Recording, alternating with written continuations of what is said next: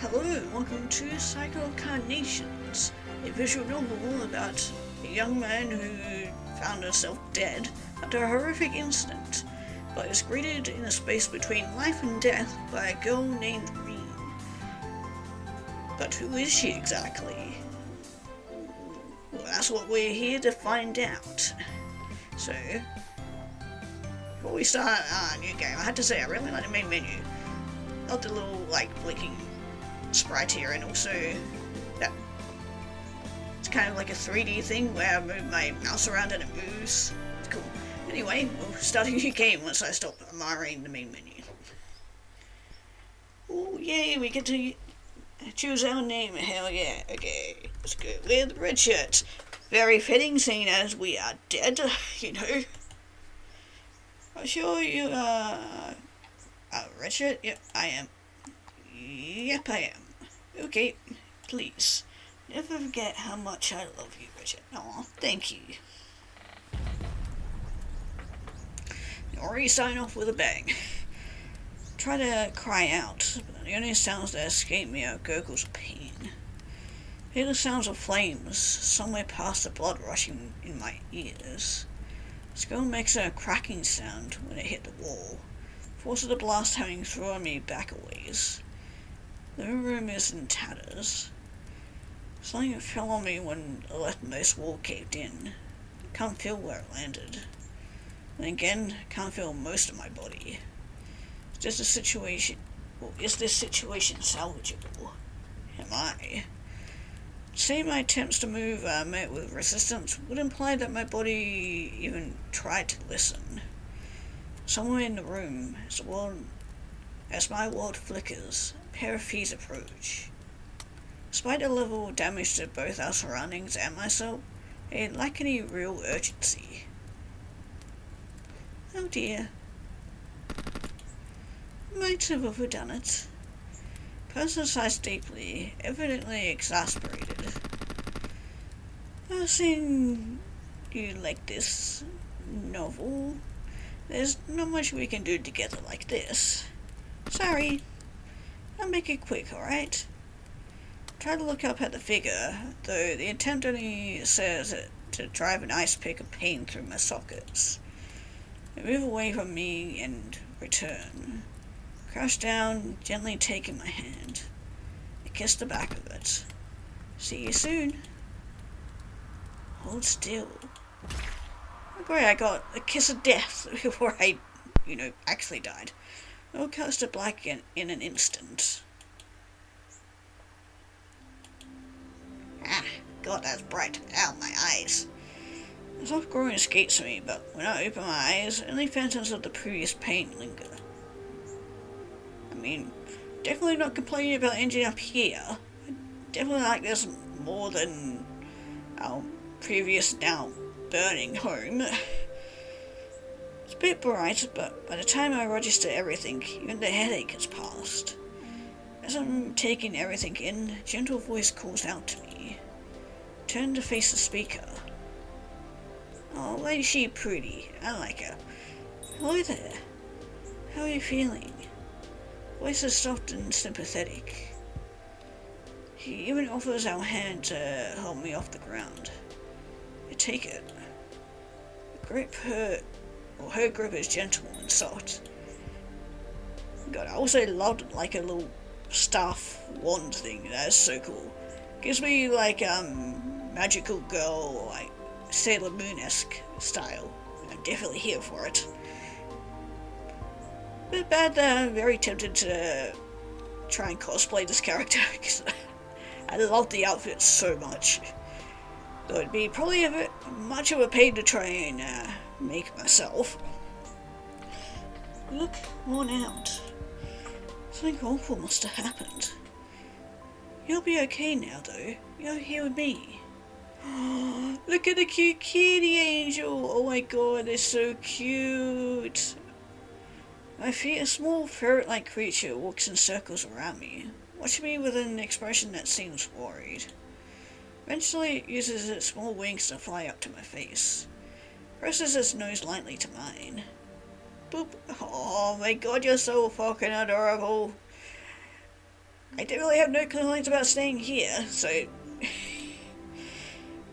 It then seems to decide I'm okay. Flies into the girl's shoulders. Thanks. Who are you? Smile is soft as she watches me.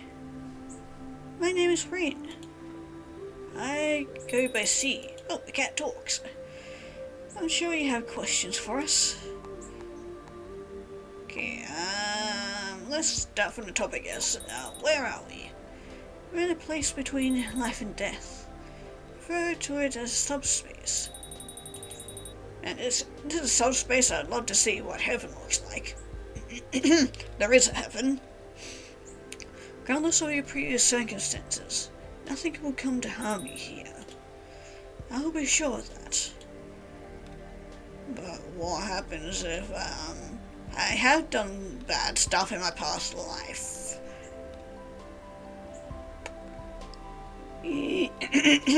That's not gonna end well for us, I'm assuming. Okay, what happened? I don't really know. Don't have access to memories prior to your arrival here. But you look a bit shaken up. Must have been hard for you. Rest for a while if you need to. She quietly flutters to my shoulder and wraps around my neck like a scarf, nursing my cheek. Oh, thank you, C. Aren't you the cutest? Can't help but feel calmed by both of them, giving the throat C a gentle rub. C stays there for a little while before returning to Reen. Okay, what are you? I preside over rebirth in this realm after death. I don't know exactly what that makes me, but you can just call me a special kind of magical girl. I help. Of course you do. Can I also be a magical girl? Because I mean, if I get to stay here for the rest of all eternity, I'm definitely not complaining. Can I also be a magical girl?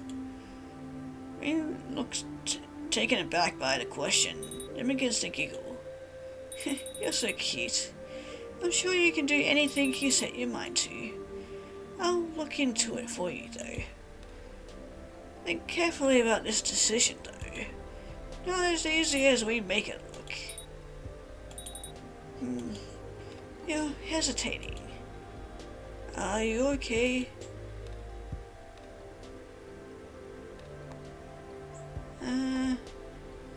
What if I want to stay here with you? I'm a little nervous. I'm just taking it easy, what's the rush?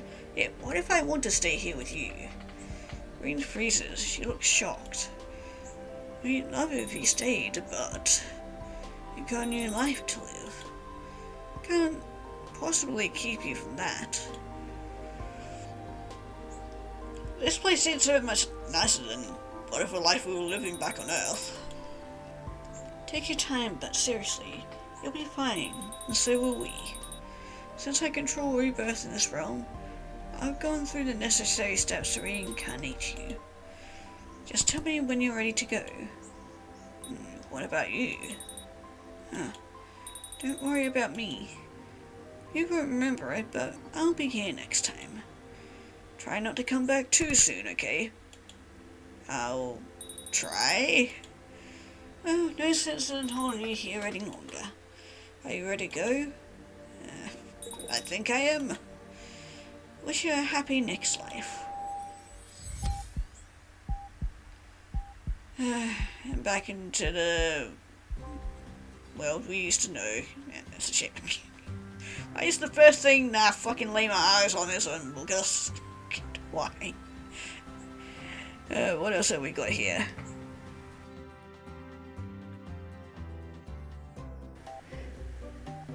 Why are there so many letters? Isn't this math? That is so fucking true. There's also a satanic symbol at the top left. One of those S symbols, which still never died. Stop doing maths, this is my English classroom. This is fun. Don't forget your paper is due next Monday. The file will be open until midnight. Highly recommend that you read pages 61 through 80 if you want to have any idea what we're talking about for our next class. Lecture hall is already in the process of packing up their things as teacher speaks. It's a relief to be done. I'm absolutely exhausted. Man, what a day. Look over my shoulder as Adrian appears behind me. He usually sits next to me, but he forgot his glasses today, so he had to sit at the front. I think it was a bad idea to schedule 3 lectures back to back. Oh hey, at least we finish up early. Plus, I've got you to complain with. I call that a win. I'm honoured. I say it sarcastically, but he's right. It really helps to have a friend to say these things. I'm glad he and I met last semester. He's been a lifesaver. So, headed straight home? I think so, yeah. Eyes hurt. Yeah, same. I need a nap. Two of us step out from the lecture hall and into the cluster of buildings that make up our university. I throw my turtle shell off a bag back up onto my shoulder as I look around. It's raining today, muggy too. Fastest way home is the overpass over University North Street. Whoever named it could have afforded to be more creative. You don't want to get too creative because there are some unfortunately named places and streets out there. It isn't very scenic, but I think today is more about efficiency. I'm still mulling it over when someone calls out. Oh, hey, man, that's a really cute dress. I like it. If it was belonged to anyone else, I'd probably groan. Not exactly in the mood to talk right now. But the voice belonged to her, and because it does, I instead feel a little lighter, more cute. Sounds like somebody has a little crush on her. Turn towards her and smile. Sir, good to see you. What brings you to campus? Everything okay? I know you like the rain and all, but it's pretty humid. Humidity is the worst. Sarah hates humidity. Says that it makes her hair frizzy. God, do I fucking feel that sometimes. My god, I wish my hair wasn't as thick and wavy as it is, because my god, does it hate it when it's really hot and humid outside, because it just pops out and, yeah, it gets all gross. I think there's a charm to that, but she doesn't like it. It's up to her at the end of the day. Yeah, I know. Can't I know I look upward as though the weather has chosen to spite her. And her specifically.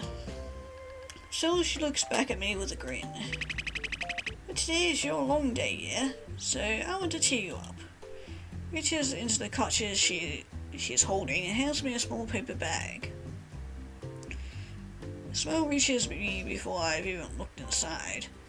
And as Adrian looks over my shoulder, I know he smells it too. Is that bread? Yeah, sourdough bun. It's a favourite of mine. Bag is still warm too. Sheesh. We've known each other for too long, huh? Not long enough, I'd say. I smiled at her. Thanks, Sarah. Seriously. Of course, no problem at all. Treat you to some chai this weekend. Favour in exchange for mine. I already know where to take her to. Sunset Book Cafe has been her go-to since high school. You need to treat me, but I'll take you up on hanging out. Sounds like a plan. Finally realizes that there's another person with us and jolts upright with wide eyes. Oh, hello. Is the friend you talked to me about? Folk? She looks up at Adrian with a curious expression. Don't know where the very was coming from. He looks curious right back. It's Adrian, yeah? Heard you took notes of Volk when he was sick for finals. Thank you so much. Next time I'll bake something for you too. I see Adrian trying to process all this new information at once. I try not to laugh.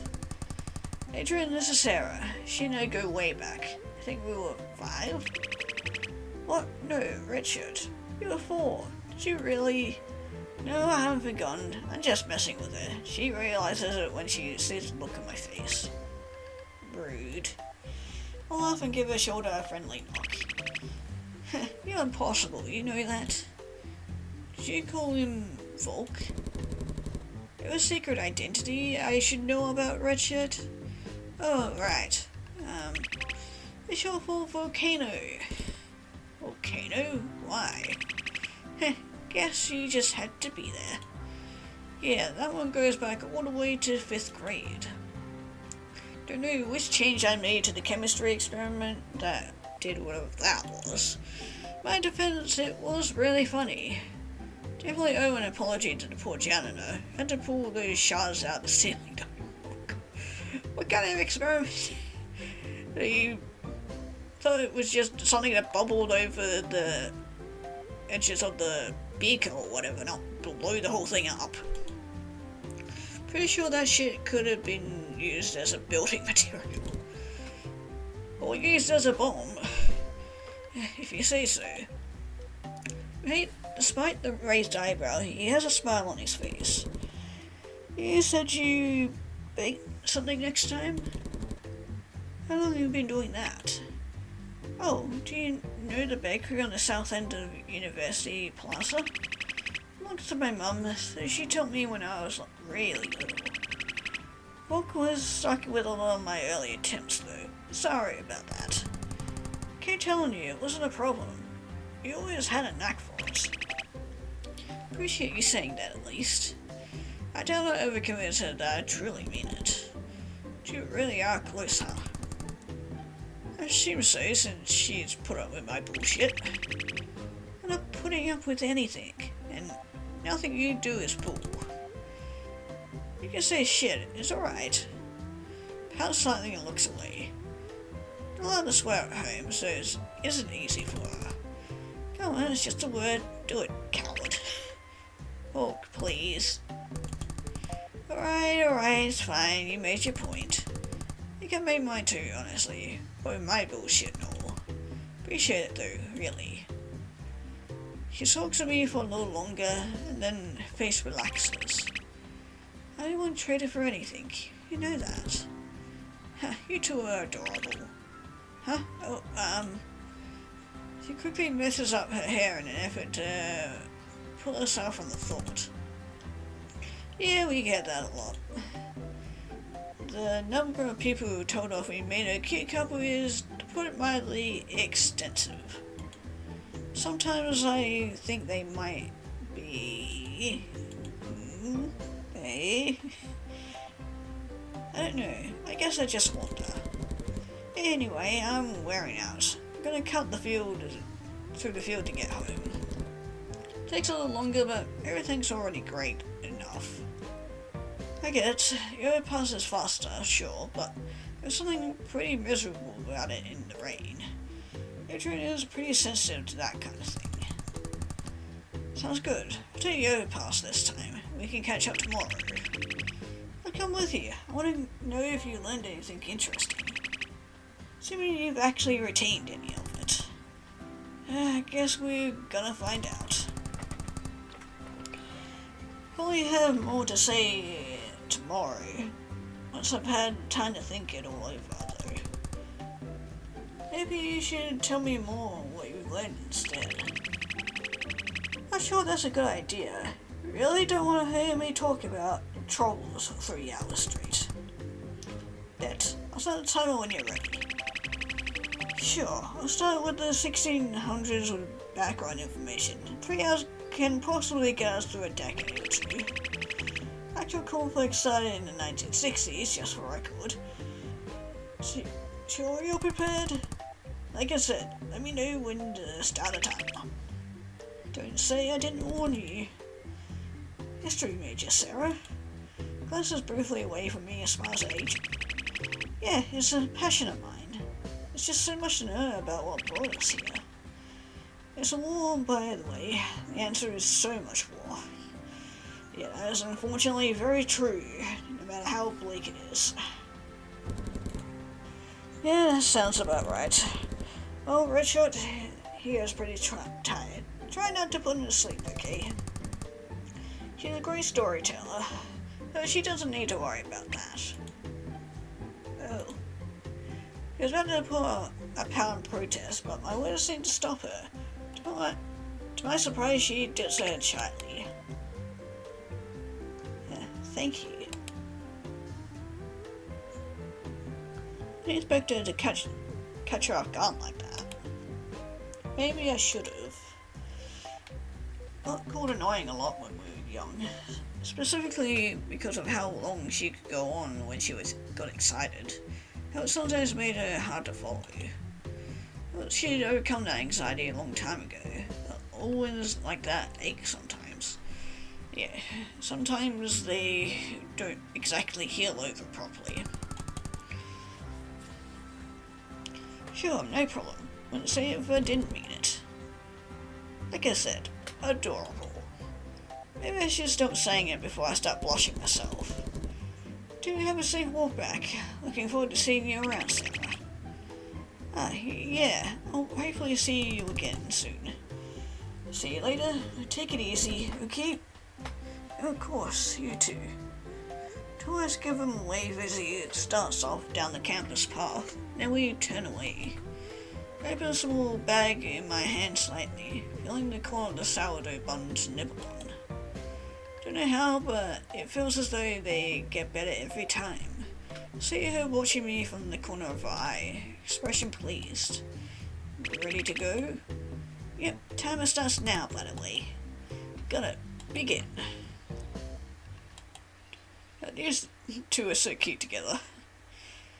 Too bad it's probably gonna end badly, because, we're gonna probably die over and over again, get the feeling. Especially by whoever killed us in the past life. But if it means to get to see Rain again, then I definitely not got any complaints, but it means I have to leave somebody like this cute little girl around by herself, then yeah. Who to choose? Despite the challenge set up, we wind up meandering through many different topics as we make our way to the pedestrian overpass. More than happy to move away from the subject of school and onto other things. Games we've been playing, books we've been reading, and things have been with our parents. Natural, it's easy, it's comfortable, it always is.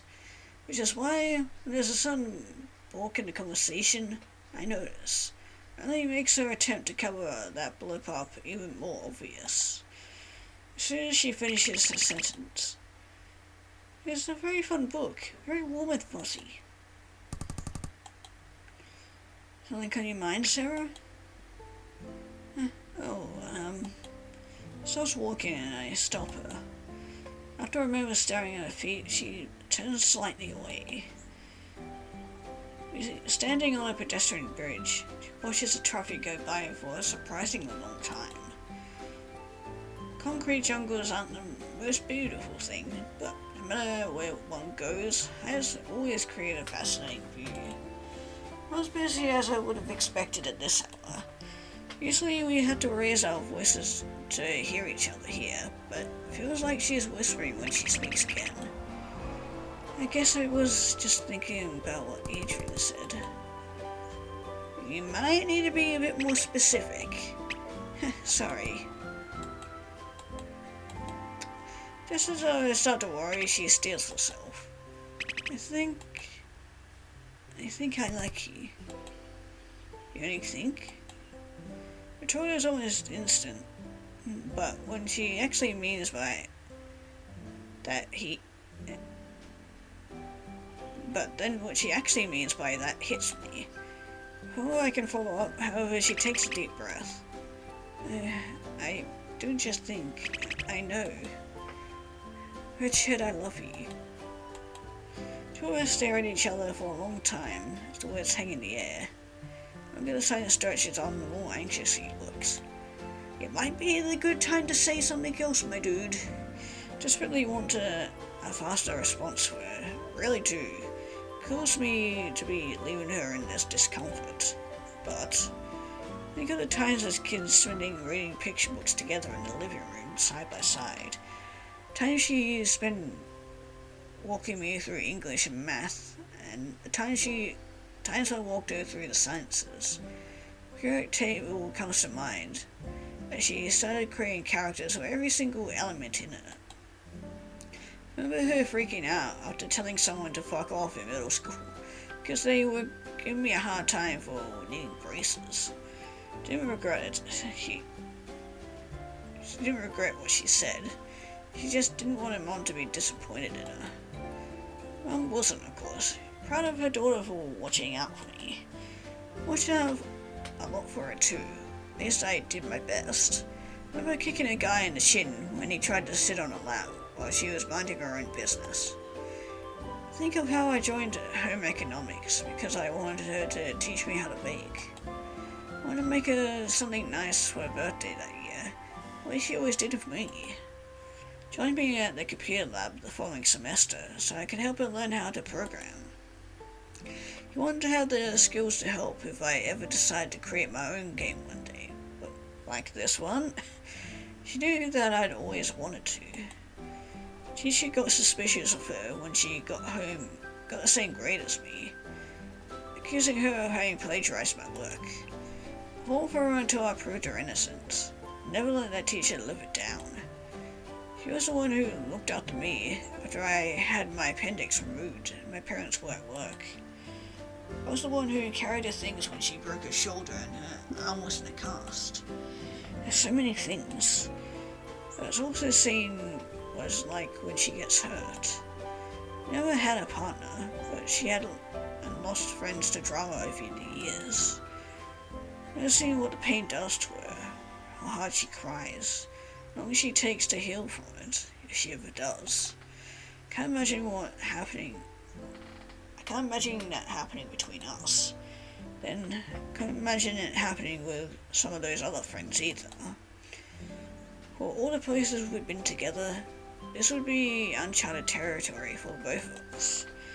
Even with the odds so low, this is a risk I'm willing to take. The idea of losing her scares me more than I ever thought it would, because it never felt realistic. Maybe it still isn't, but... Sarah, can you give me some time to think about it? Well, too late, too bad for that, because I get the feeling that, there would be a next time for this conversation, nor are we going to have much time to think about it at all. Fear in her face causes my heart to clench. Red shirt, unless Sarah happens to be a secret Yandere and is going to murder me instead. I hope that's not going to be the case. This isn't... No, okay. Then... what is there to think about? Peter's tremble, voices strangled and shaky. Is there anything you need me to do, or is there somebody else? Hell no, nothing like that. Never heard her sound so afraid. I shake my head quickly. You've done more than enough. You know by now if there was another person. Not even as though I'd never thought about it before. I just want to let it settle in. Want to be sure this is something we're ready for. I've been ready for a long time. Have you really not noticed? Sarah, close my eyes. And just make sure I'm ready. It wouldn't be fair to you if I went into this with any doubts. A few days, that's all I need, okay? I want to open my eyes again to meet a tearful gaze I can hear, sure that it's gonna be okay. Uh-oh. That's when I feel like hands grab my arms. Uh-oh. Was I right about her being a potential Yandere? I shoved aggressively to the side. Then I started to yelp as I stumbled sideways, trying to find my footing. Before I can, my ankle hits the guard railing. Too low to prevent a fall. I feel I've been saying it for years. Sarah and I have talked about it before. Yeah, Maybe we shouldn't have pissed her off. Uh-oh. Catch a glimpse of her before I fall. Eyes are damp, but her expression. There's nothing there. Wind gets knocked out of me as my body hits the asphalt, leaving any cry that otherwise would have escaped. Head makes contact with the ground, vision flashing white.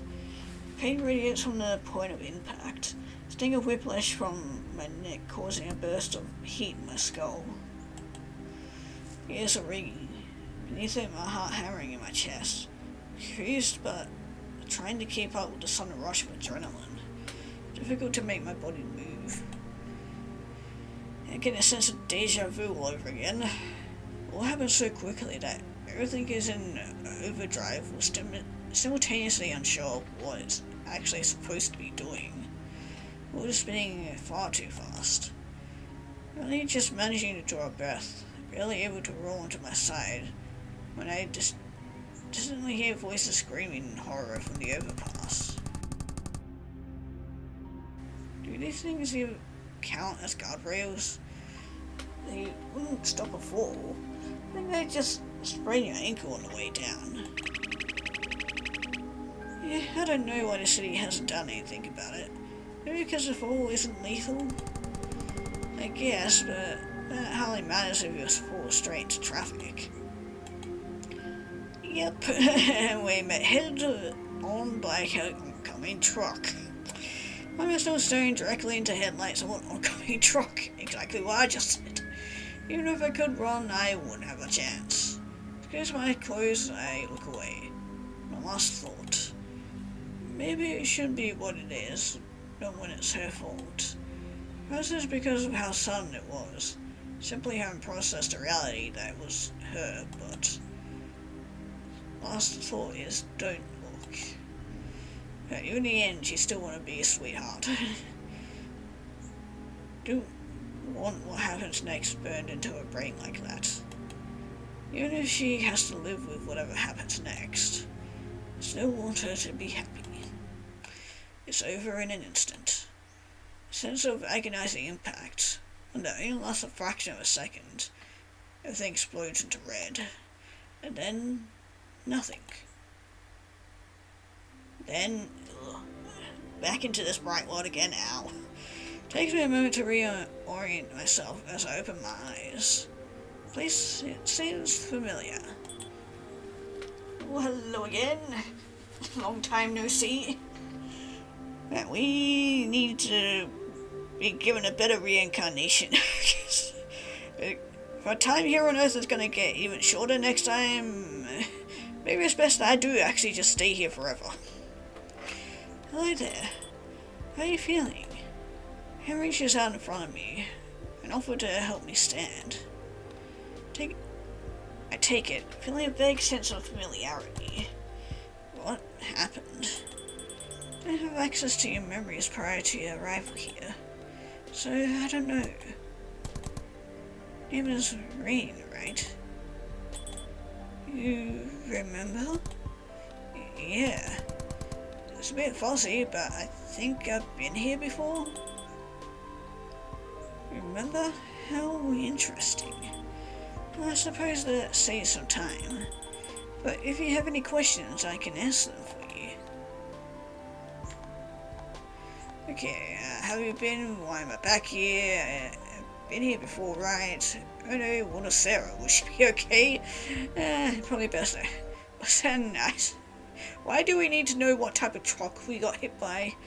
Any updates on the magical girl status? I even so tempted to ask that. Oh my god.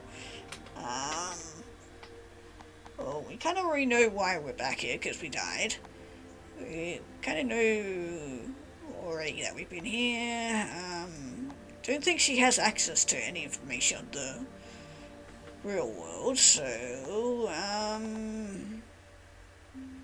let's ask if she's been okay. You're so considerate. I've been fine. Used to be like you who's been going through some things. So don't fret about me, okay? Things have been business as usual. Ooh, okay. Oh, seeing as we're going back to the question asking, any updates on the magical girl status? Because I want to know. Oh, you remember that too? So cute. I'm not sure yet, but I can do what I can do about that, but it sure would be nice for it to be the two of us. Need to investigate the idea further. Give me some time. Okay, what is Sarah? Right, don't worry about your friend. I'll make sure she's okay. Yeah, in hell. Reaching in that regard might be limited, but it's the least I can do for you. Okay, why are we back here? Everyone winds up here when they die in this realm. It's like a rotating door. That's just how it works. Don't worry much about it.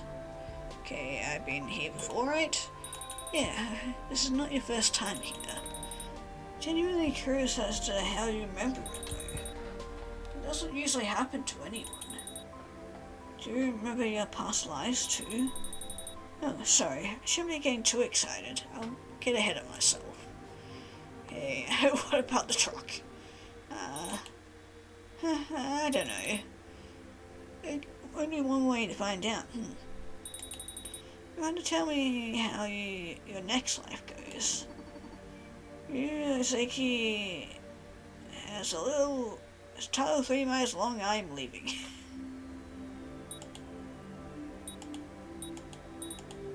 You know, people don't usually remember me when they come through here. It's an interesting change of pace. Hey, Reem wants to know what you think of our outfit. Are we going for this route, are we? But hey, you don't have to tell them that. Your outfit? It's cute as always. Definitely suits a magical girl. Same outfit last time. It's cute as always. Look adorable. Outfit's the same as when we met, but why change it when it's working, right? I knew it. I knew they'd like it. Raina's blushing and grinning, swaying side to side in place. Doesn't speak right away, but she seems content. Seemed a little more comfortable than he did last time. It's nice to see. Well, good to head out now. Get ready as I will be. Gotcha. Off you go. Also wondering, the person who's killing me also the same reincarnation, the same person? Perchance? Maybe? I don't know. Quiet morning for once. Coffee shop is usually pretty popular. I have an early shift today, so most people are probably still in bed. Don't envy anyone who needs to be awake on such an ungodly hour. Least of all myself. That said... Oh, hi there. Oh, you're cute. Too bad you're probably gonna kill me. Good morning. How can I help you? It's a ray of sunshine to see the barista this morning. Works here pretty regularly, so I see her a lot. Aside from the coffee being good. To be upfront about it, I think she's really cute. Of course, I try not to bother her, she's just doing her job. But I can't help the small crush I develop on the sweet girl behind the counter. It's not embarrassing if I'm honest. Try not to have illusions about any reciprocation on her part. But it's still pleasant, if a little frustrating when she's on a bad day. Oh. You're here early today. Red shirt, right? Alpha smiled, trying not to blush a little at the fact that she remembers my name. She's just doing her job. Still, it feels nice. Yeah, you're Celine. Heard your co-worker say it a few times. Surprise on her face fades into a sheepish smile. Yeah. You come in here pretty often. Are you getting your regular order? You remember my order? Large peppermint mocha, right? Snaps her finger in her right hand and gives a little light gun with it. I chuckle, unable to stop myself from grinning. That's the one. I'm impressed. You must get a lot of people in a day. Don't know how you memorize anyone's preferences, especially so early in the morning. Yeah, well, sometimes people stand out. She looks a little shy as she says it. I know the warm feeling in my chest. Before I can figure out what to say, she turns towards the machines. Let me get started on it. Some people don't even want me talking to them before they have their coffee, you know. I make the exception for you. Words come out before I really had a chance to think about them. Freeze for a moment, hoping it sounds more like a joke than a sincere statement. She pauses, then giggles. Glad to hear it. Anything other than your usual today? Mentally say a sigh of relief. I'll decide after the coffee. Gotcha. Moved to sit down watching as she prepares everything. She certainly has more energy than I do, given the hour. Perhaps she is more of a morning person. Maybe you have to be for this kind of job. I don't know, but I feel a bit lighter just watching her work. Steps out from behind the counter and brings me my drink. Since we're the only two in right now, I guess she has the freedom to bring it over personally. Here you go. Thanks. Do you attend university down the street? A lot of people come from there, so I was just curious. Yeah, I work as a teaching assistant. Oh, that's neat. I'm not sure I could do that myself. Really? You seem pretty good with people. She giggles, and I distract myself from possibly blushing by taking a sip of my drink. It's perfect. Maybe, but I feel I struggle to explain certain ideas to people. Sometimes abstract concepts are complicated. All those difficulties communicating with people for whatever reason. Yeah, I get that. Guess you just pick up the skills as you go. I suppose. Oops. Sound she makes relates to someone else coming into the shop. She scurs back behind the counter. Shake my head off the mild disappointment. I drink about half of my mocha before I check my phone. Time to go. Sigh softly before standing up. Bye, Celine. Despite how much busier the cafe has become, she still takes the time to give me a warm smile and wave. Oh, how cute. See you again soon. I see that they have not changed the blackboard back there since our last time. At least I really need to have everything prepared for the chemistry lab before the professor arrives. I expect the students to start arriving for another half an hour or so. Except to maybe Michael, or however you want to pronounce that. Tends to arrive early, so he might be here soon. Grabbed my half cup of mocha from earlier. So I haven't quite finished it yet, and it's still good, even lukewarm. Take off the heat sleeve though, since I don't really need it anymore. All the prep work done, I go to offer the door, coffee in hand. Or open the door. It turns out I called it, and Mikhail is already waiting inside. Well, hello there. Morning, Richard. Most of the students call me by my last name, but honestly, I've chatted enough with Mikhail that I told him he didn't need to be so formal about it. I guess you're gonna be my murderer because you're gonna be jealous that I have a crush on Celine.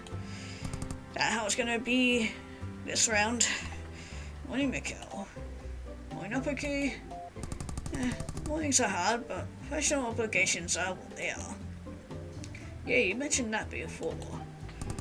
You know how you do it. I don't know how you do it, honestly. Hey, you're doing it too, just a bit more sleepy than me. Kel has mentioned he prefers mornings. Don't know how that's possible, but each to their own. Moved to his desk and I put down my coffee to drink. Triple check each of the bakers while I still can. Surprised then when Mikhail comments on something I hadn't noticed. Oh, Whose number is that? Huh? Fears to scan the room, trying to figure out what he's talking about. Kel looks amused. Coffee cup. Seems like someone wrote a number on it for you. Oh, that's cute. I freeze for 3 seconds before quickly going to grab it. He's right. Been hidden by the heat sleeve, but seems like a phone number was written. Small, neat print. Face begins to burn red. No one in but me and Celine for a few minutes this morning. Can't be anyone but hers. You didn't notice her. Guess I'm that oblivious. It was under the cardboard thing. There's a lot going through my head right now. Kel chuckles. Well, you seem taken by them. I'm not bold enough to admit I had a crush. Maybe it's obvious on my face right now anyway. They're cute. Congratulations. Quietly pull out my phone and add the number to my contacts. I don't text her right away though. Don't know what holds me back. Nerves, I guess. Have to think more on it tonight. Uh-oh. Is she gonna get mad because I didn't text her back and that's where she kills me? Oh well. Class is about to start anyway. Need to focus on that for now and go over my notes. I was myself unable to text her that night. Oh no. Yep, she's definitely not going to be too happy on it and go on a killing spree. Don't get me wrong, I tried to. Several times. I find myself unable to gather up the nerve. You know that gives a gal the wrong kind of signal. It's fine, right? Maybe I'll see you at the coffee shop tomorrow. I'm sure we will. Maybe she'll pour some boiling hot water over us. Be nice to talk to her more directly about it. That morning I'm unable to get there early, so I'm surprised by the lack of people when I enter the coffee shop. Maybe there's a reason for that. I think to see Celine is the one behind the counter again. I offer her a smile. She returns it. Okay, off to a good start for now, but at least she doesn't seem nervous or upset. At least for now. In fact, she seems like she does usually. Good morning. Morning, Richard. With him, okay. Talk on nod and she goes to work. Take a moment to gather my nerves before asking. Do I get your number on this cup too? Question causes her to freeze and she looks at me with a slightly red face. She still was smiling though. If you like, was my running too messy on the last one or... No, I actually did add your number to my phone. Just nervously in place, trying to find somewhere else to look. I just kept second guessing myself, like, I don't know. Maybe it was for someone else or something. Celine laughed at that. Come on, how would I accidentally write my number on the wrong cup when you were the only one in? I don't know, I was just nervous, I guess. You're funny. I suppose. I'll send you a text after work today, alright? That's okay with you. How's me the drink? I'll be waiting, okay? Oh god, you didn't poison this, did you? Just don't make me wait too long. I smell sheepishly. I won't. Take a seat and begin sipping my drink. Tension in my body starts to ebb. It's probably the best way this could have gone, right? It's a relief. Surprised when Celine comes out from behind the counter. Uh-oh. I never sit with you? Here we go. There's something about to happen. It's slow right now, and I've been standing a while. Of course, I'm not telling anyone. My hero. Goes before taking a seat across from me. Make some small talk. Ask about my TA job went for me after I left yesterday. I sure heard it went fine. Ask her about her day so far. She offers me a couple of antidotes of her own. However, partway through her explanation, I start to feel unwell. Yep, here we go. Yep, she poisoned it. Shit, we should have texted her. Hey, are you alright? You don't... Why start to warble in my ears? Looks so good. First I probably tipped 90 degrees as I collapsed from my chair. Pain from hitting the ground pales in comparison to the sharp agony in my stomach. This movement... I feel a hand on my shoulder. Rolled onto my back. I see her face. She looks sad, but not worried. Then everything cuts to black. Got a little as I regain consciousness. My throat feeling a residual burning. We gotta stop doing this to these girls. We'll stop having crushes on these yandere tats, because my god, I don't know how many more deaths we can take.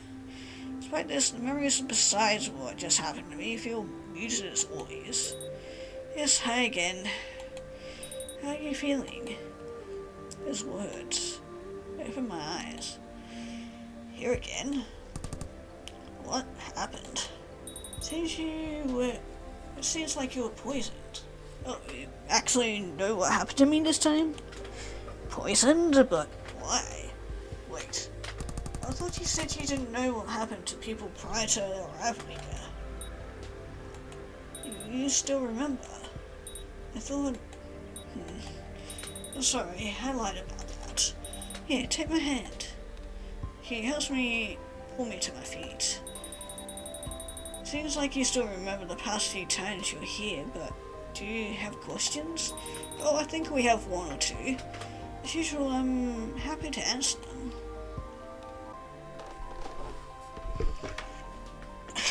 So, magical girl? Yeah, sure, let's start off with that one. Rain giggles. If I knew how, I would. But feel free to keep asking about it whenever you're here. Tickles me every time. Well, I definitely will be asking every time because I like it. I like the ongoing reference thing we got going on here. Agreed. Okay, and how have you been? It's been the same as usual here. Not such a change that you seem to remember me now. It feels like having a friend. Oh, sorry, that's probably strange to say. Don't worry about me, I'm doing better than ever. Hey, why did you lie to me? Setting aside that, the fact I didn't expect you to remember, sometimes people die in really gruesome or embarrassing ways. And most people are happy when I tell them I didn't see anything. Yeah, that is fair. Spares them some dignity, you know. Also spares us the horrors of vicarious trauma. That is also fair. Mostly. We've seen things. So many things. Oh, I could imagine. Why do I keep dying horribly? Now that I don't know. Hey, but you can keep coming here until you get it right, okay? I'm sorry. I wish there was more we could do. Yeah, we just need to find, or just don't trying to piss off the wrong girl. We'll do our best, I promise. Hey, I was just wondering, Richard, what do you think you'd do if you got to live longer in these cycles? I spend time with my loved ones, travel to unknown places, trying to accomplish something great.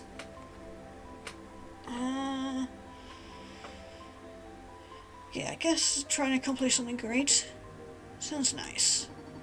There's so much to see in the world. If in one of your lives you get the chance to go. Alright. You should know the routine by now. Ready to go? I'm ready. Alright, on to the next life.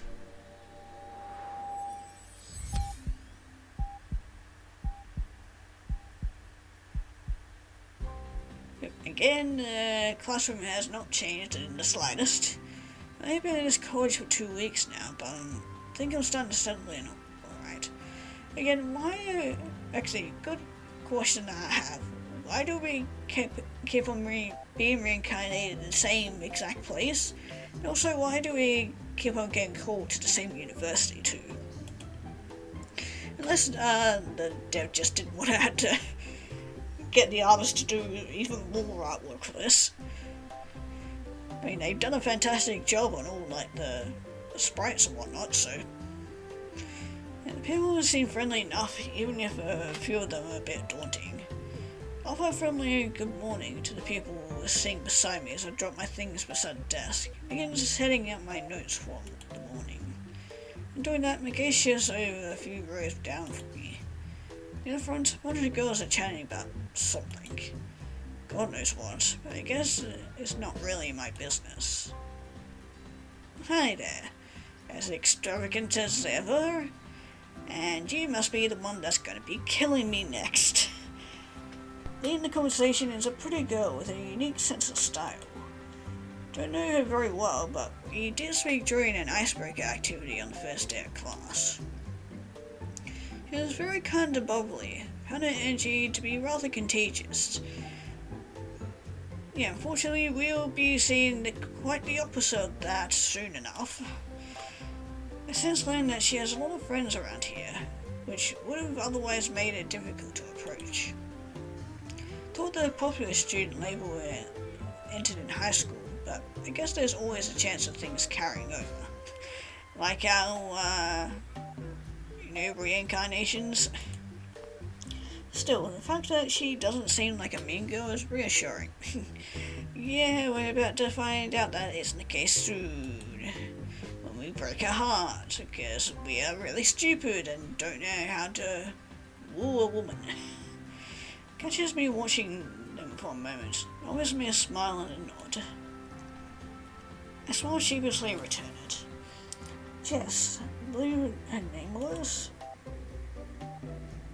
She returns to a conversation without drawing her friend's attention to me. It seems interesting, huh? I'll jump out of my seat, being unexpectedly addressed, glancing towards my classmate. Yeah, that's really cool. Yeah, bit unapproachable though. At least you're already in her orbit. I had no idea how you go about saying hi. I nod. Just a brief nod I got earlier indicated someone who, while friendly, has a lot on her plate socially. Wouldn't know how to approach outside of that myself. She and I make small talk until the professor arrives, try to focus on class when it finally starts. I'm sufficiently distracted from this morning by the end. A bit slow packing up, so almost everyone's left already. Caught completely off guard when I hear my name called. Hey Richard. Eyes widen in surprise as I glance over and see Jess approaching grinning. Hey. That lesson making sense to you? Kind of a lot to take in. Yeah, I think I got it. I'll probably need to study later. But not tonight.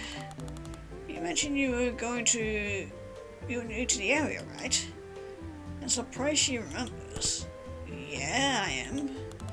Well, there's a party going on tonight at my friend's place, and I wanted to invite you. There'll be a lot of people. I don't know if you're, like, the most social person, but I was thinking it might help you meet some people, make some friends, you know? It has to be lonely and scary, being new to the area alone. I'm stunned by her offer. She is right. Parties aren't usually my scene, but can't possibly turn that down. It's surprisingly thoughtful. Besides, she has a point. Be good to meet new people, right? Just what it's like to be adopted by an extrovert. Yeah, that's usually how it goes. But usually they don't end up murdering you in the process, but that's for future us to worry about. I realise I haven't responded out loud. Yeah, I'd love to go, if I'm really allowed. Of course, hold on. She whips out a notebook and scribbles something down before handing me the page. As her dress and the party start time. I might be a little late, but I'll be there about half an hour, maybe an hour after the start time. Don't think anyone will ask if they do. Tell them I invited you. Thank you so much. I'm not busy today, and studying can wait, right?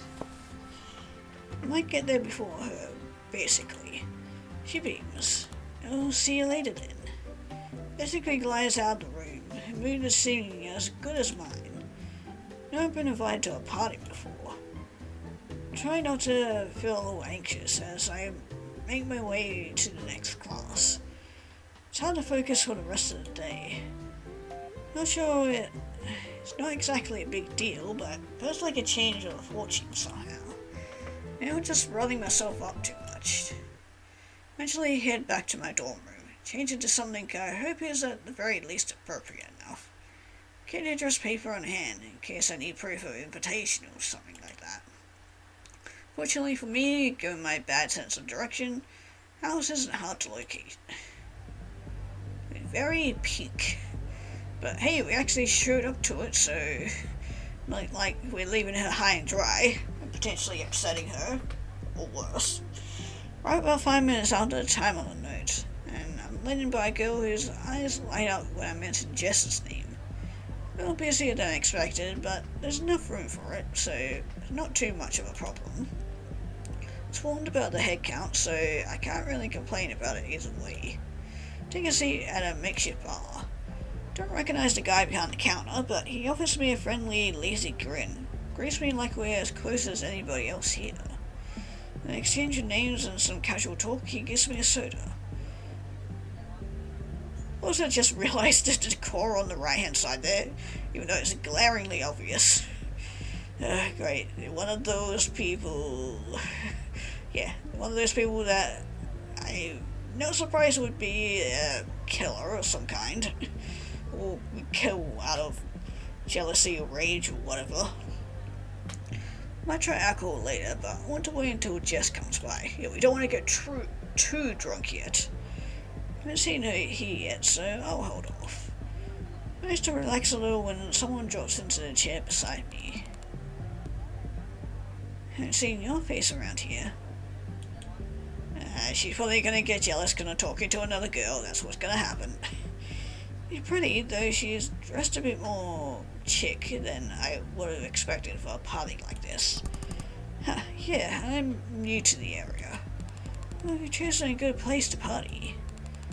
Host has a questionable taste in friends, but no one I know of will try anything illegal. Oh, except maybe underage drinking. Of course, there's always wild cards like you. Can't tell her being accused of something. No plans on causing trouble, honest. My name is Redshirt. Quite subtle in her demeanor changes. I think I passed some kind of unspoken test. Leona, nice to meet you. Likewise. Offer a smile. Returns it with a confident smirk. Seems relaxed and self-assured. Got to admit, kind of envy such confidence. We chat for a bit. Really got a cup in her hand, but if she's drunk, she's hiding it well. Perhaps I don't know what to look for. Though she is local to the area, who lived here her whole life. She plans to travel after graduation and is getting a degree in psychology. It's a little embarrassing that she has so much figured out when I'm trying to get my footing. Still, she doesn't seem bothered. So people are like that when they first get into college. You'll figure it out eventually. Comforting to hear, at least. Assume if you're here, though, you got invited by someone? Yeah, girl my class named Jess. Jess? Can't say I recognize the name. Really? She seems pretty popular. Always has friends with her. Heard she'll likely be an hour or so. Well, Leona frowns. And to point her out to me later then. Talk a bit more. A few others pass by and greet Leona as we chat, and acknowledge them briefly. Everyone seems to be having fun, at least, and I always forget that I'm waiting for someone. About 45 minutes later, though, I process Leona's expression noticeably changes.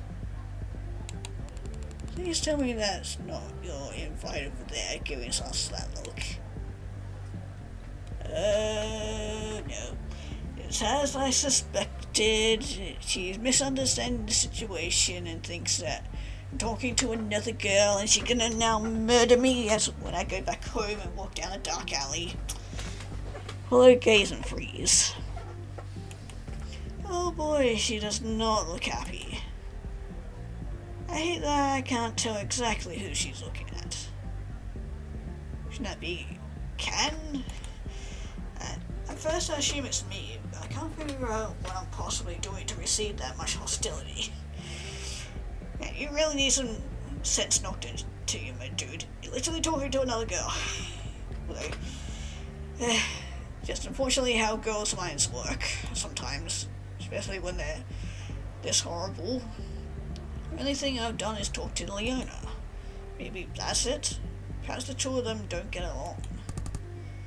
Yeah, that's Jess. I see, so that's what she's going by now. Oh, but it was surprised me. Is that not her name? Not when I knew her. Huh? Did she transition or something? Huh? Oh no, it's nothing like that at all. She just, look. You're going to want to be careful around that one. She's more dangerous than she looks. Yeah, I gathered that. Thank you. Dangerous. But when I said that the host has questionable friends, she was the main one I was referring to. When I moved to her feet, he's been quite composed up until now, but she suddenly seems nervous, agitated even. I think she'll stop giving us that look if I see myself out. Just be careful. She's not well. With that, she slips into the crowd, leaving me alone again. Don't know how I feel about that. Can't possibly guess what kind of bad blood the two have between them. As I'm gathering my thoughts though. Hey Richard! Jumped slightly out of voice. The absolute death glare from earlier has been replaced by an enthusiastic and cheerful expression as she approaches me. I hope I didn't leave you waiting for too long. It's all good. I mentioned earlier you'd be a little late. I hesitate to even mention Leona. Might just make things tense and awkward. So I'll leave it alone. Helps into the chair Leona had been in a few minutes before the chat. Then quickly there, Jess doesn't drink, so we both skip out on the alcohol. The longer we talk, the more it turns out that we have a lot more in common than I ever would have guessed. We're both a little on the nerdy side, though she admits she doesn't tell that to everyone. Some people can be really judgy about hobbies. Like the fact that you enjoy killing people, even more so in past lives. But maybe we can play some games together sometime. Yeah, one where you're the hunter and I'm the prey. Do you play Arcane Sigils? I know the game has the worst fan known to man, but it's really fun if you play it with the right people. If you're up for it, of course. Just a warning, I'm pretty damn good. I chuckle and grin. I know that one. Played a few times in the past. I've had people to play with recently. I'm probably a bit rusty.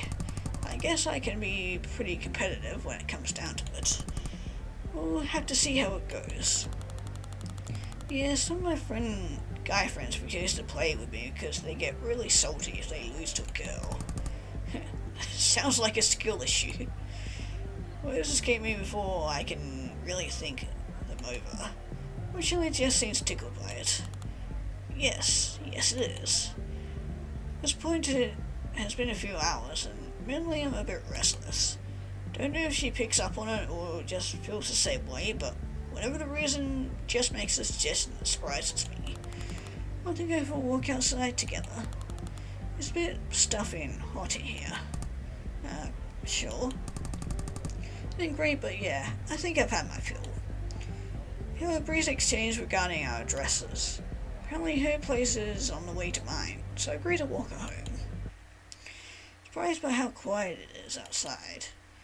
Yeah, perfect night for murderings to happen. There isn't really anyone else around at this hour, it seems. Again, perfect conditions for a murder to happen. I would have expected more people, but it's really just the two of us. It's a quiet walk at first. That's Jess's pace, following close beside her, since she knows where she's going and I largely don't. Worst comes to worst, though, I can use my phone to find my way back. Then Jess makes a statement. I saw you talking to Leona earlier. I get a little uneasy, remembering her icy cold stare. Yeah, she sat beside me while I was waiting for you, and we chatted for a while. Did you say anything about me? Feels like a dangerous question. Nothing specific, but I got the impression there was some negative history. It's fine though. Happening between you two isn't my business. I see. I was a little lost in thought. Maybe sad? Couldn't say why. Maybe they were friends once. As we pass under a streetlight, I wonder absently if it's safe to ask about her name. I really needs a reason to change their name. Some people just want a name they identify with. Wonder though she's trying to avoid something. Yeah, a law, maybe? And as she stops, her hand reaching into her bag, remember what Leonie said about it being dangerous. It should be far enough. Sorry, Leonie told you too much. Well, I can even react. It was so fast. Blade slashing deep across my neck. Barely had time to register the deep wrongness of the feeling. Then tackles me to the ground. Just looks troubled as she crouches over me. Oh, howdy there. It's a shame, really. Wasn't supposed to know anything. I wonder why. Well, whatever. Sorry, Richard. This isn't personal. I'm really choking on my blood, trying to scream. There's no one around. Where is everyone? What did I do to deserve this? Raises the knife and drives it into my throat deeper. Damage is definitely fatal, but doesn't stop her from driving the blade in several more times. The whole time she's looking directly into my eyes. One thing I see as the blood loss combined with the lack of air finally takes me out. Yeah, there. Okay, hold on, there was an extra bit of text there that we didn't get to see. Get log. Yeah, that. Okay, no, it wasn't, it's just lagged. Okay, never mind. Hello again, we're back. I'm wondering if the girl that we've been seeing is actually the same person. It's just she's been taken on different personas to, for whatever reason, kill me and only me. This is starting to take a toll on me. When I open my eyes, memories of this place come rushing back. His hand is there to help me up like always. First time I hesitate. Something is wrong here. I keep dying and it's getting increasingly violent. Wait. I'm wondering. Am I already dead and this is just part of my hell or something? But the memories of the life I lived feel so distant within seconds. When the things I enjoyed when I was alive, and the people I loved, and yet I only remember the way I died and the girl who killed me. Yeah, don't seem to know anything else up to that point, which is weird. Yeah, why is that? If it was just a one-time thing, I could write it off. This is, what, the fourth time? Plus, every time I've died, there's been no one around. Everyone in the coffee shop during the hours I was there should have been busy. And standing under a streetlight. These girls never seem afraid of being caught. Yeah, something is definitely going on. Are you okay? What's wrong? Take a hand. Nothing. Last death was just painful. You poor thing. I can pretend to be unsuspecting, or at least civil. I'll learn more, I think. Rain lied to me once. Whatever she knows, I need to find out. Magical girl? Okay, we gotta get that out of the way first. Do you want to make a contract? Depends who's asking, because if you guys are demon, I don't want to be doing the dealings. Contract? No, we're not doing contracts here. Fair goes and does not elaborate further on this offer. Why do I keep dying like this? I don't know. Guess your luck is pretty poor. Please don't look so sad. Life hands you lemons and all that. Is my life the lemons in this scenario? She genuinely seems to consider the question, thinking about it for an alarming amount of time. Eventually I shake my head. Rain cuts in. You know what? Never mind. Hopefully next time, or next go around, you'll be luckier. I don't believe her. She has to know more than that. Yeah, are you sure about that? He hesitates, biting her lip. Well, I might have an idea, but don't want to say anything when I don't have all the facts. If you still remember next time, I'll let you know. I guess I'll have to take her at a word for now. Are you able to lead this place? This place is my home, and it's my duty to help the residents of this realm reincarnate. I'll let you over things. Don't worry about me, okay? I'm okay. I'm not necessarily worried about you in the context anymore. Well, since you've asked yours, one last question for you, I promise. Haven't you been remembering your past lives lately? Which memories do you tend to focus on when you wake up here? Good memories, bad memories, both are important to me. I guess both. Sorry if this is kind of a cop-out, but I think all about both. Both the good and the bad make life what it is, right? So even when things are difficult, it's important to keep a balanced outlook on it. I see. Life is incredible. It's worth living. But it can also be really scary. Still, that's the thrill of it. A level head is important to have. Anyway, that's all I wanted to ask. I was just curious. Thanks for humoring me. You seem more tense than before. Yeah, probably because I know I'm gonna get brutally murdered yet again and have my life cut too short. Time to relax. I'm sure next life will be... Rain, are you okay? Oh, of course. I just got lost in thought. You'll be fine. Onwards. I don't like where this is going. Oh, we're immediately into a bad scenario. We're alone in the woods at night with a strange girl we don't know. We're all still sure about this, right? Oh, we're not alone, okay. Oh, what's wrong? You scared?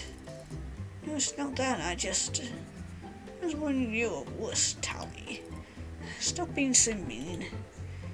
Roll my eyes at the true, as if the smile of affection isn't still on my face as I do it. They're always like this. I truly believe that Lee and Tally could argue about literally anything, and they often do on adventures like this one. Sure, they'd be inclined to agree, if anything. Walks are just permission for them to let loose on another one. We got a third person this time. So it's amusing to watch them bicker with the real scaredy cat already clinging to my arm, hiding her face on my shoulder. Oh, I'm assuming Blondie over here is going to be the one that kills me. And she's got kind of similar eyes to the ones that have killed me before. I don't know why I'm only just noticing that now, so maybe I am right about the fact that it's the same person. It's just, yeah, because after what the owner said last time that she's going by a different name, so meaning that she might be the same person. It's just constantly changing her name and appearance. Cause it'd be easy to like change out a wig or whatever, especially with some of the wild hair color she's had. So who knows? They won't allow the fact, of course. Flora's always been quick to jump onto the horrors, even quicker to regret it. Always shows up though. She always powers through. I think that says a lot about her. Training like this one highlights that fact. This particular trick, this particular house, is one of local legend. With that in mind, it's surprising to see the trail there so beaten up. A very old mansion. I've been hearing stories about it since I was a kid. Some say an ill couple lives there. Some people say that they hear children laughing. Some people argue that they've seen inhuman beasts, and that these beasts guard the gate to hell. Heard some suggest that other dimension is there, or at least as soon as they step inside, you belong to the fair folk, or to a clan of werewolves, or to a cult that demands new blood. None of that touches on how often you heard that's haunted, and by the variety of who that haunts it. Grieving parents, abandoned children, prisoners of war, serial killers, and the victim of serial killers. Demons, fallen angels, lost travelers, ancient forgotten civilizations, human sacrifices, and my personal favorite, some guy named Toby. God, I have not heard about that name in a while. God, that's going back a few years to the creepypasta era and the fan base behind it, which is, we don't talk about those times. All that chatter, I would have expected enough visitors for the path to be well worn. But no, something about that is pretty spooky in and of itself. There's certainly a chill in the air here. I don't blame Tally for having the creeps. As for me, I just wish I'd worn a warmer jacket. Coming from behind, a familiar face and one that already looks sick of our bullshit. Granted, I think he was sick of our bullshit before the bullshit even started. Oh my god, we got so many characters in this round of our lives. More people to murder, I guess. Just gonna be cobwebs and creaky floorboards. It's as good as time as any for us to turn around and go home. Roman is Lee's older brother, resident Bale guy and professional sibling wrangler. Granted, Tally and Flora aren't his siblings, but with how long they've known each other, they might as well be. 10 years older than the rest of us, so he's had a lot of time to learn what nonsense they all like to get up to. What I like to get up to is what Lee likes to call urban exploration. Or calls it trespassing, sometimes even breaking and entering if one isn't careful. The number of times Roman has had to get them out of trouble for something stupid has to be in the triple digits by now. My god. How you guys have not ended up in jail yet is surprising. Of course I say they, not we, because I rarely go to one of these. We've all been friends since high school, but I've had plenty of opportunities, but I'd rather not. Can't say I have a great interest in broken down houses, and I certainly don't feel as though they're worth getting into trouble over. I stay home and play games. A lot of fun to hear them talk about the next day, so that was always enough for me. I've been joining them a lot more often lately though. That's all because of Flora. She's been more insistent with me since graduation. Her mom feels the safest to cling to when a sudden noise catches off her arm, or off her off guard. Also, she'll be chopping, yeah, using my arm once she chops it off. Get the sense that she means something more than that, but yeah, and that something more is gonna get us killed. So it has done so, 4 times now? Soon to be a 5th. I haven't had the nerve to broach the subject with her yet. I think the fact I've been coming with them, it all gives them a sense of how I feel about her anyway. They've really taken to teasing us. Neither of us deny it, so it's only a matter of time, I think. I hope. She's really cute. She's enthusiastic, optimistic, she's incredibly affectionate. She's the group's greatest cheerleader. I go as far as to call her our heart. I think Lee and Tally would too. They occupy other niches and they know it. He is the brains behind the group. Our group can be said to have brains.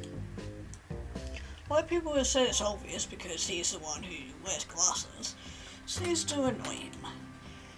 Yes, I'm the smarter one, and yes, I wear glasses. Those two are 2 separate things about me. Of course, because it annoys him, Tally says it all the time.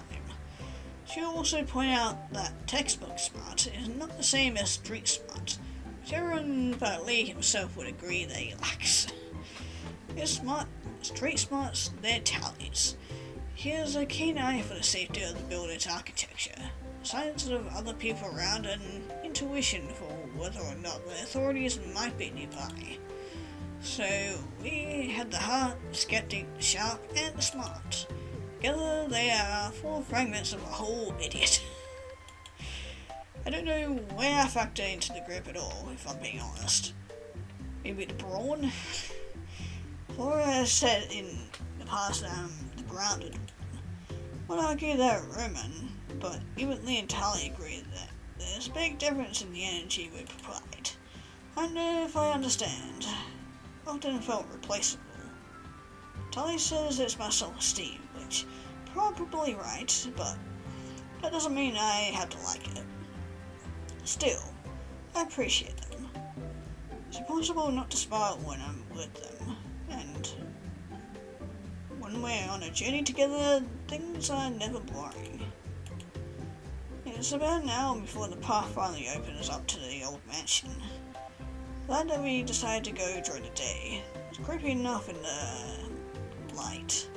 Choose a sunny day too, but it seems to have gone cloudy somewhere along the way. Definitely gives it a freaky appearance, that's for sure. Look at Roman's face tells me that even he has to agree with that. Time he speaks though, his expression is as stoic as always. Sure do want to pick a different day. Feels like this one could be a funeral for Forrest's heart if we let it burst. That'd probably honestly be good. At least make me live a few years longer. Don't say that. Embrace tightens around my arm, to the point where I'm worried she's gonna cut off the blood flow. Oh, don't worry, she's gonna cut it off at some point during the night. If not, something else. It is pretty freaky. Don't worry, Flo, we'll protect you. Especially red shirt, right? Yeah, of course. I'm gonna be alright, Flora. No worries. My brace loosens slightly. The trade-off that she buries her face into my shoulder. Gently pat her head. Still, I can definitely see where the stories come from. Me too. But that doesn't mean it's not a letdown here.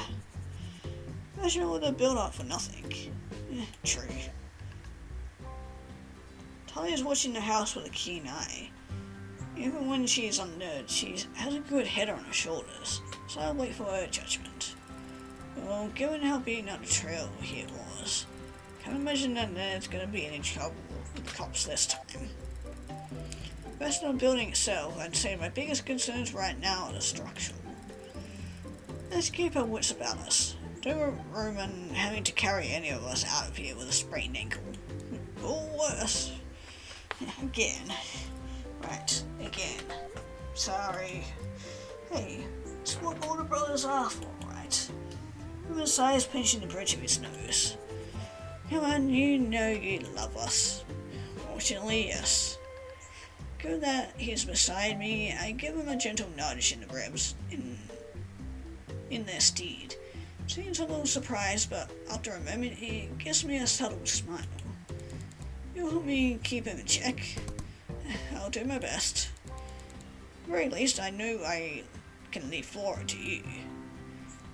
Give her a look and her eyes meet mine. They're shimmering. I suspect most of it is fear, but with a hold on my arm, I almost recognize what's beneath it. Trust. For sure. One of these days, you two really should just ask each other out. Yeah? I don't confirm or denying anything. Instead, I just pat her head once more. Doesn't let go. Rather than wait for either of us to respond, Roman gives us a knowing look and starts walking. Seems Lee and Talia are already threatening to run ahead of us. Despite the clear case of theirs, Flora gives my arm a slight tug so we can walk forward together. Eyes shine with tears, but she's staring at the house head on. Courage is good for my own heart too. We can do this together. I know we can. Flora and I are still trailing slightly behind when... Whoa. Not even knowing the cause, Flora screams too, nearly startling me out of my own skin. Enough to make Rowan flinch. Then he swears under his breath. Can't remember the last time I saw a rat that big. What was that tail? What a freak. Big or not, rodents are rodents. You two okay? Yeah, it's just brushed my ankle, that's all. Startled me a bit. I'm okay.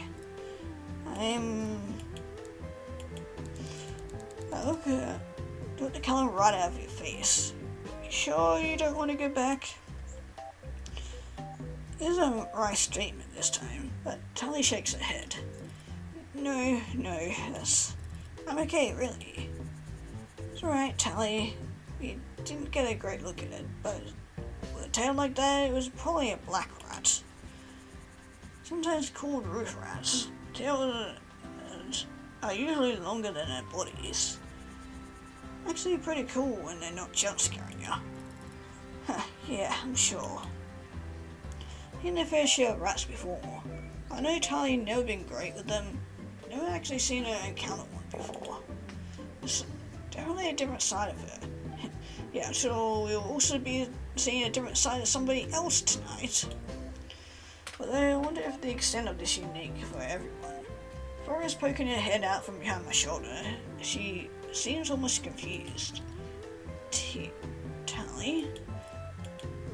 Nice, but sounds off center. She shakes her head. Let's go. You are checking out.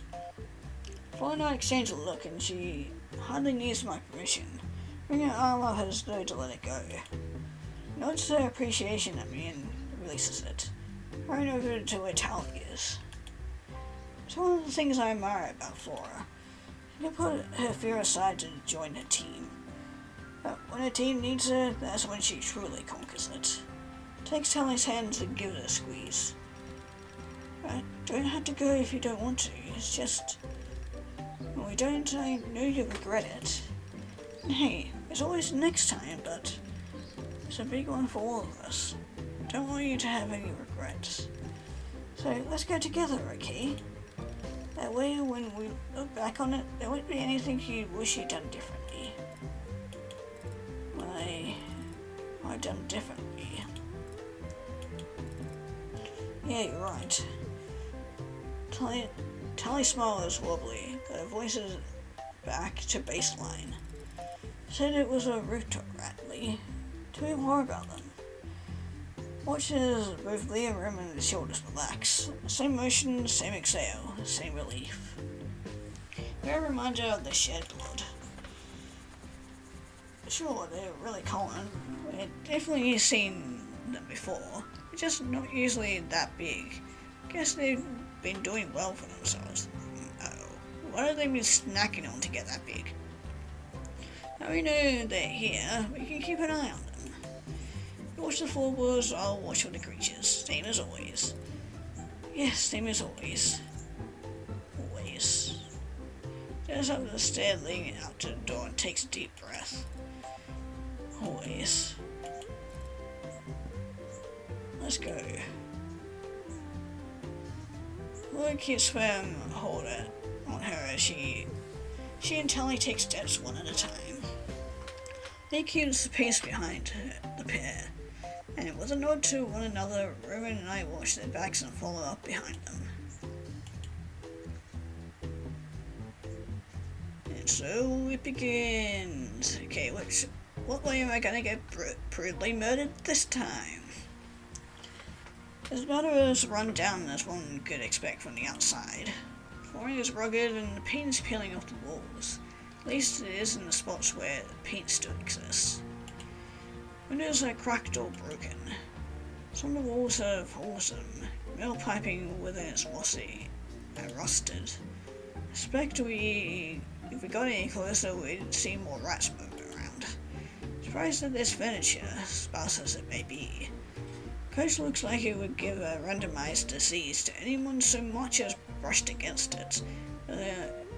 Coach stand that past visitors clearly hadn't expected either. The previous fool had broken it in half. Aaron leaves the door wide open, just a crack behind us. Enough to know we can step out whenever, but not enough for the wind to blow it shut. He's quick to pick up the broken coat stand, turning it over in his hand. He's always been more interested in human damage rather than the wears of time. Everyone else has taken in the place in its totality. Flores released Tally's hand and is attentively walking around. Lee is observing the overgrowth. I like to see how nature thrives in an environment like this. As for Tally, she is standing in place, and does turn from side to side, but only for a moment before she still once more. Try not to call attention to it as I approach her. I doubt she's still coming down from outside, and I don't want to embarrass her over it. At least that's my initial thought. But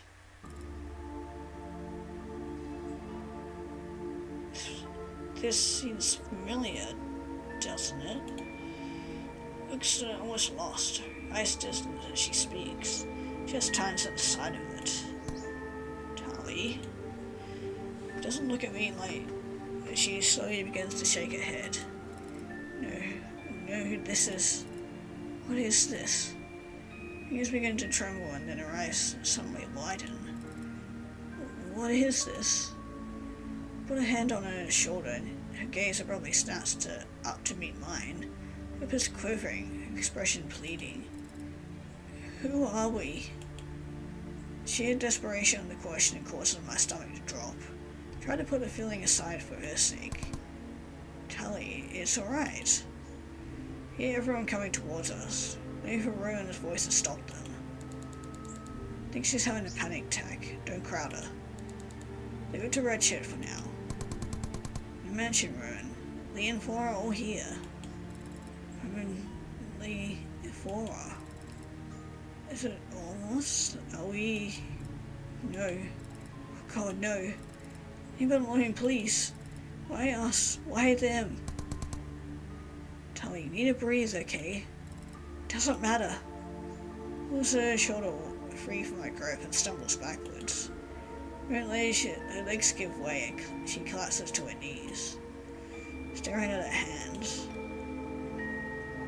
Tally, Flora moves past Roman so that she can crouch down at Tally's side. Step back for now. Roy's been friends with everyone here for a lot longer. Maybe she can help more than I can right now. I was right, and Adrian's trying to help. Just a panic attack. It'll pass, okay? Tally looks up at her palms, tears streaking her face. Can't tell if she's looking at Flora or through her. Flora takes her shoulder, she throws the touch away, just as she did with mine. What did we do to deserve this? Don't we deserve more than this? Do we deserve anything at all?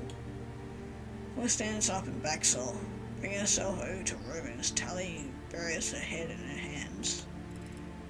Isn't fair. Isn't fair. Will stands stunned as she breaks down into violent sobs. I'm sorry. So sorry.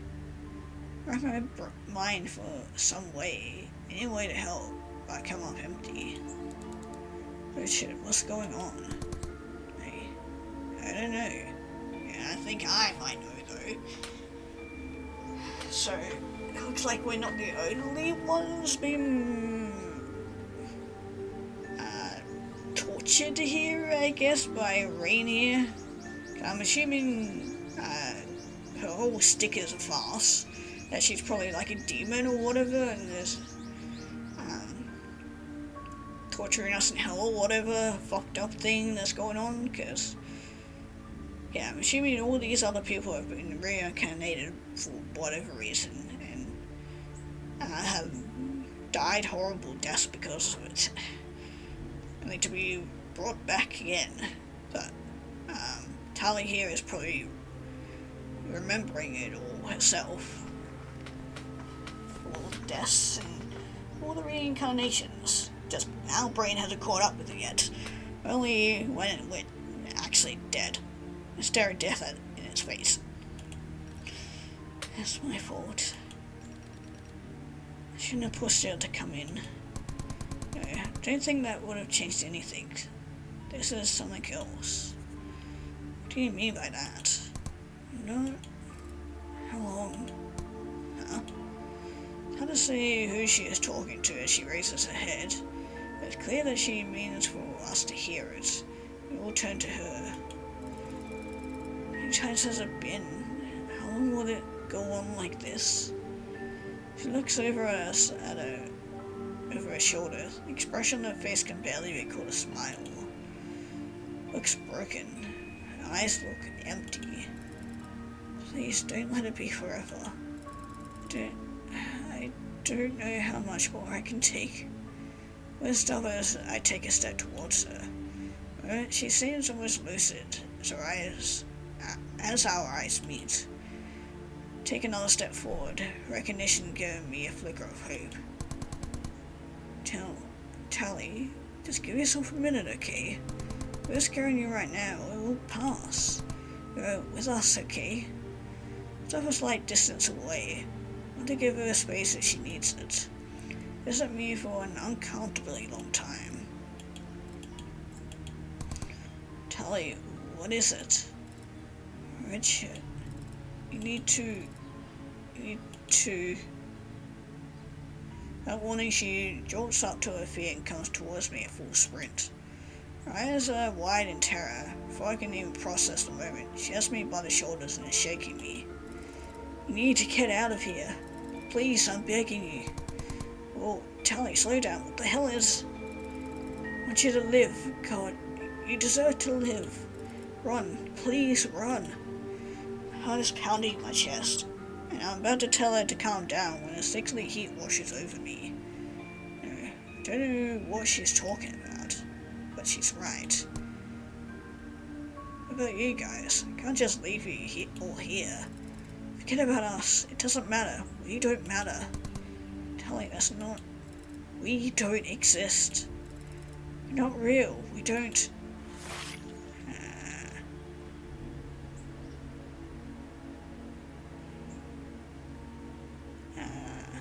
So yeah, all the people we met aren't real.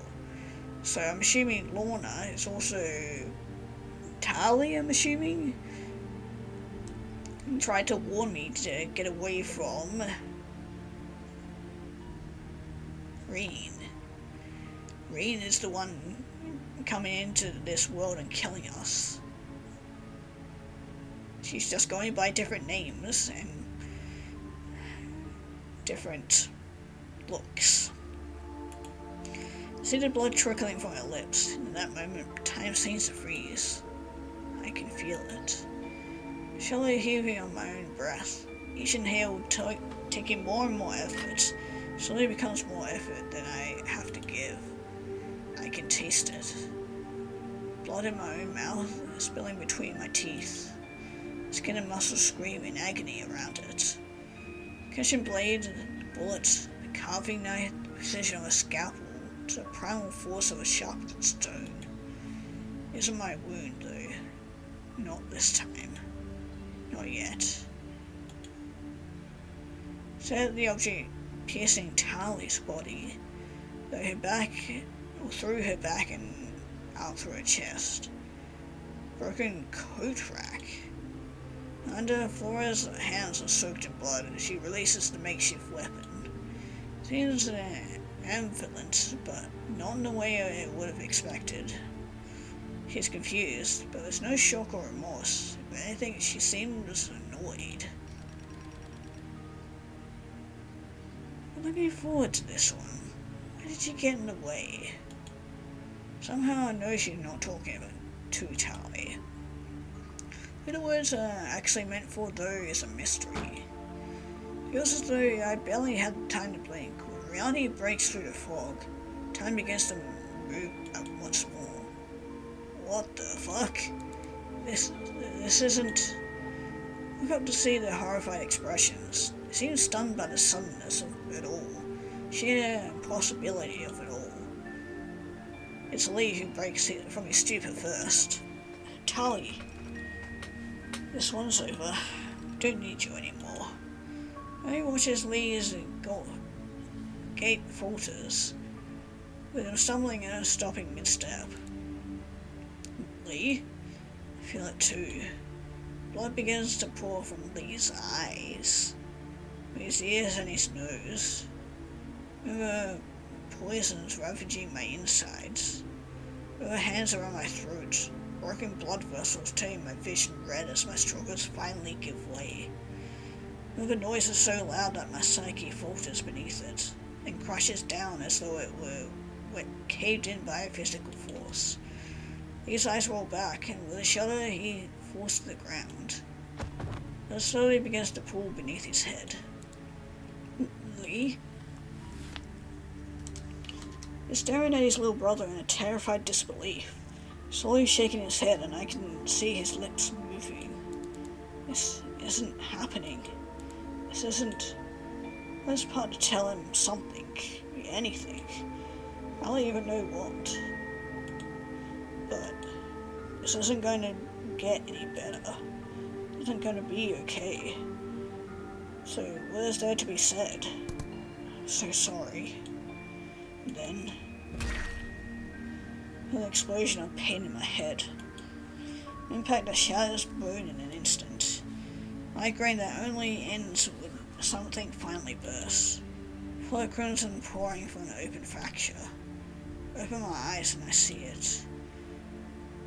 Can't even tell how much force was used to throw him into the ground. The damage to his skull says more than enough. I don't understand. Look at that Flora, who stares at the whole scene, wearing a face that simply makes no sense. Why? Why is she the one that's offended? What right does she have to look at us like this? Like we're the ones who did something wrong. Something warm and wet closes around my wrist. I flinch. Look back to see... I understand why her smile was so broken. There's never anything you could do for us. Please run. Blood is still pouring from her lung, to the point where it strangles her voice.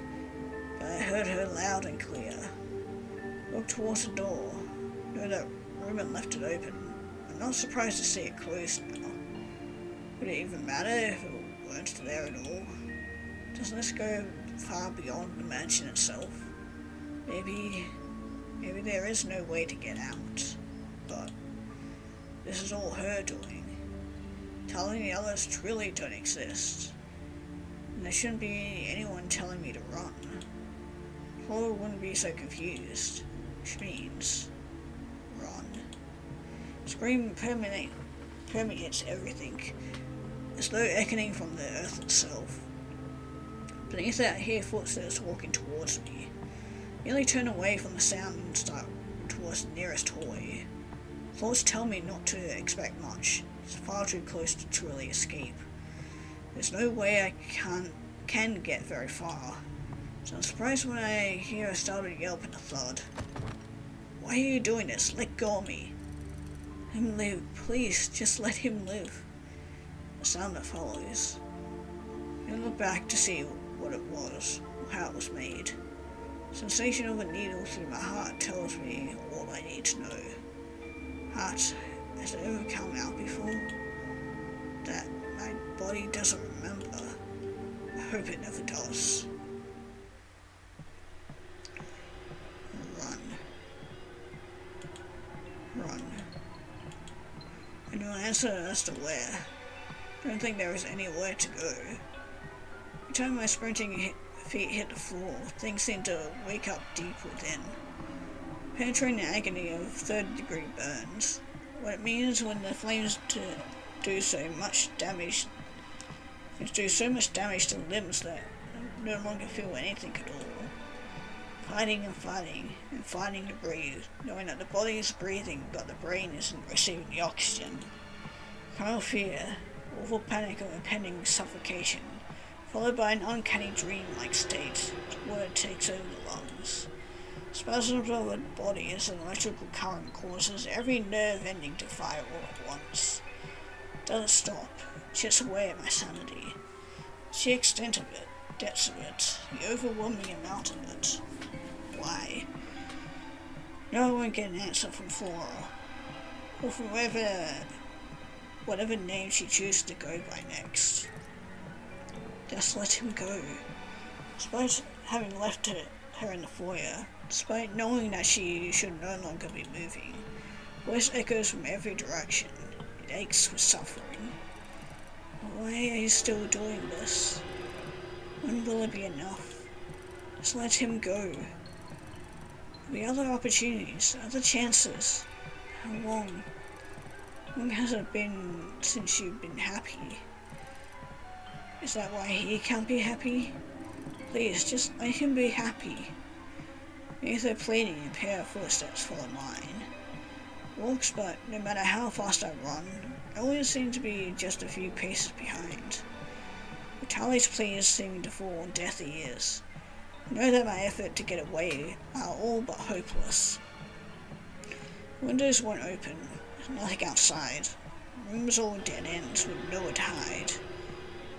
Every weapon, every mortal wound, every natural disaster, every memory percolating from the depths they're buried beneath. Get tired. Everything begins to hurt. I don't want to give up. I'm scared, but Tally's voice stops, and with it, so do I. I plump against the wall, my entire body aching. Footsteps finally reaching me. Oh, shit. Sounds familiar enough for a moment. My heart instinctively gravitates towards her. The reality of it all, if it can be called that, shuts down the feeling down an instant later. Tali, Lee, Roman. Eyes begin to well up as I think of their smiles, their lives, lost moments, their bodies. Existence as a mere pretense for what exactly? Why? It wasn't supposed to be this way. I don't care. Voice shakes, cracking at the edges. Forget how it was supposed to be. Care about how it was before, how it turned out. You murdered them. That's how they told you, right? She was wrong. They existed to me. Have for at least 5 years. Had entire lives they remembered that they'd tell me about for hours, and you were in those stories. You're an important person to them. You're important to me too. You know, all of you was the best thing that ever happened to me. Is that not real enough? Does this all mean nothing to you? Redshirt, look at me.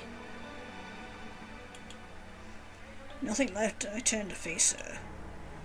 It must be easier to see a monster behind me. some sick hellspawn, to believe something had taken her place when we stepped through that door. But no, simply her staring back at me, apologetic look on her face. Sorry that this is how it all turned out. It's always next time, okay? Before I can finish, she starts towards me. My blood instantly runs cold. Overwhelmed by a fear, both instinctive and primal, feeling that something is well and truly wrong. Something doesn't belong here. Is it her? Is it me? Is it the world itself? Take a step back, only for my heel to meet the wall. When I look at her once more, she wears a sad smile. Richard, if I were to give you a way out now, where would you go? Huh? Let's say I open the door behind you. What's left for you out there, knowing what you know? Would you be able to make friends again? What about college, work? What would the point of it all be? Would you be able to make it all exist again, the way you did before? What about love? You were falling for me, weren't you? Could that happen again? I don't know if I could stand back and watch it be somebody else. So tell me, what's left? Tears in my eyes slowly begin to fall. I had no answer. Expression becomes resolute. So, it's settled. Stops in front of me and she wipes the tears away.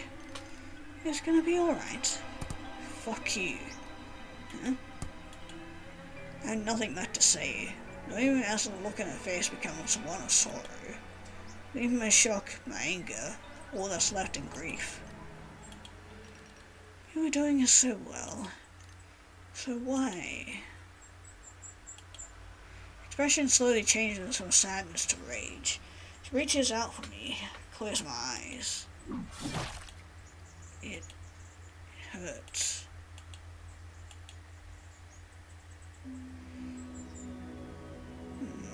Not looking so bright and cheerful here anymore. When I was waking again, it's not the usual hand reaching out to help me up. Instead, Rain is already kneeling beside me, hugging me tightly and shaking. First I think she's crying. And, well, she is, kind of. There seems to be a lot more going on. Why? Why is she doing this again? I thought we had an agreement. Why is she interfering? Okay, what the fuck, Rain? Okay, so it's not Rain? Who the fuck is it then? What is this all about? Do you really want to know the truth? Yeah, no more secrets. Well, we at least deserve to know, seeing as we're slowly getting our memories back and you know we keep on getting murdered. Try to pull away from her. She allows it, but she keeps a hold on my hand. So, this has been going on for a while. I've known you for longer than you could possibly remember. And again, that is my fault too. It's almost hard to think that far back now, but it was a much simpler time when we met. I was just starting to understand my status as a magical girl. Most people who knew about it were scared of me, but you weren't. Even in knowing you really so shy and so sweet. Confession was a little awkward, but I cherished it. We dated for 1.5 years before you proposed to me. Of course I said yes. You said we didn't need a ceremony or anything if it wasn't my style, but we agreed to a small personal one. I didn't have a lot of people in my life, but your friends and family made me feel welcome and comfortable. We had about 10 years after that. It wasn't always perfect. We had our share of hardships, but it was ours. We always made things work. Then one day I got a call. Hospital. Drunk driver. You were gone before I could even get there. I brought you back. Use the driver's life force to do it. He pauses, watching me with an expression I can't really read. It's a lot of process. Continues before I can come up with something to say.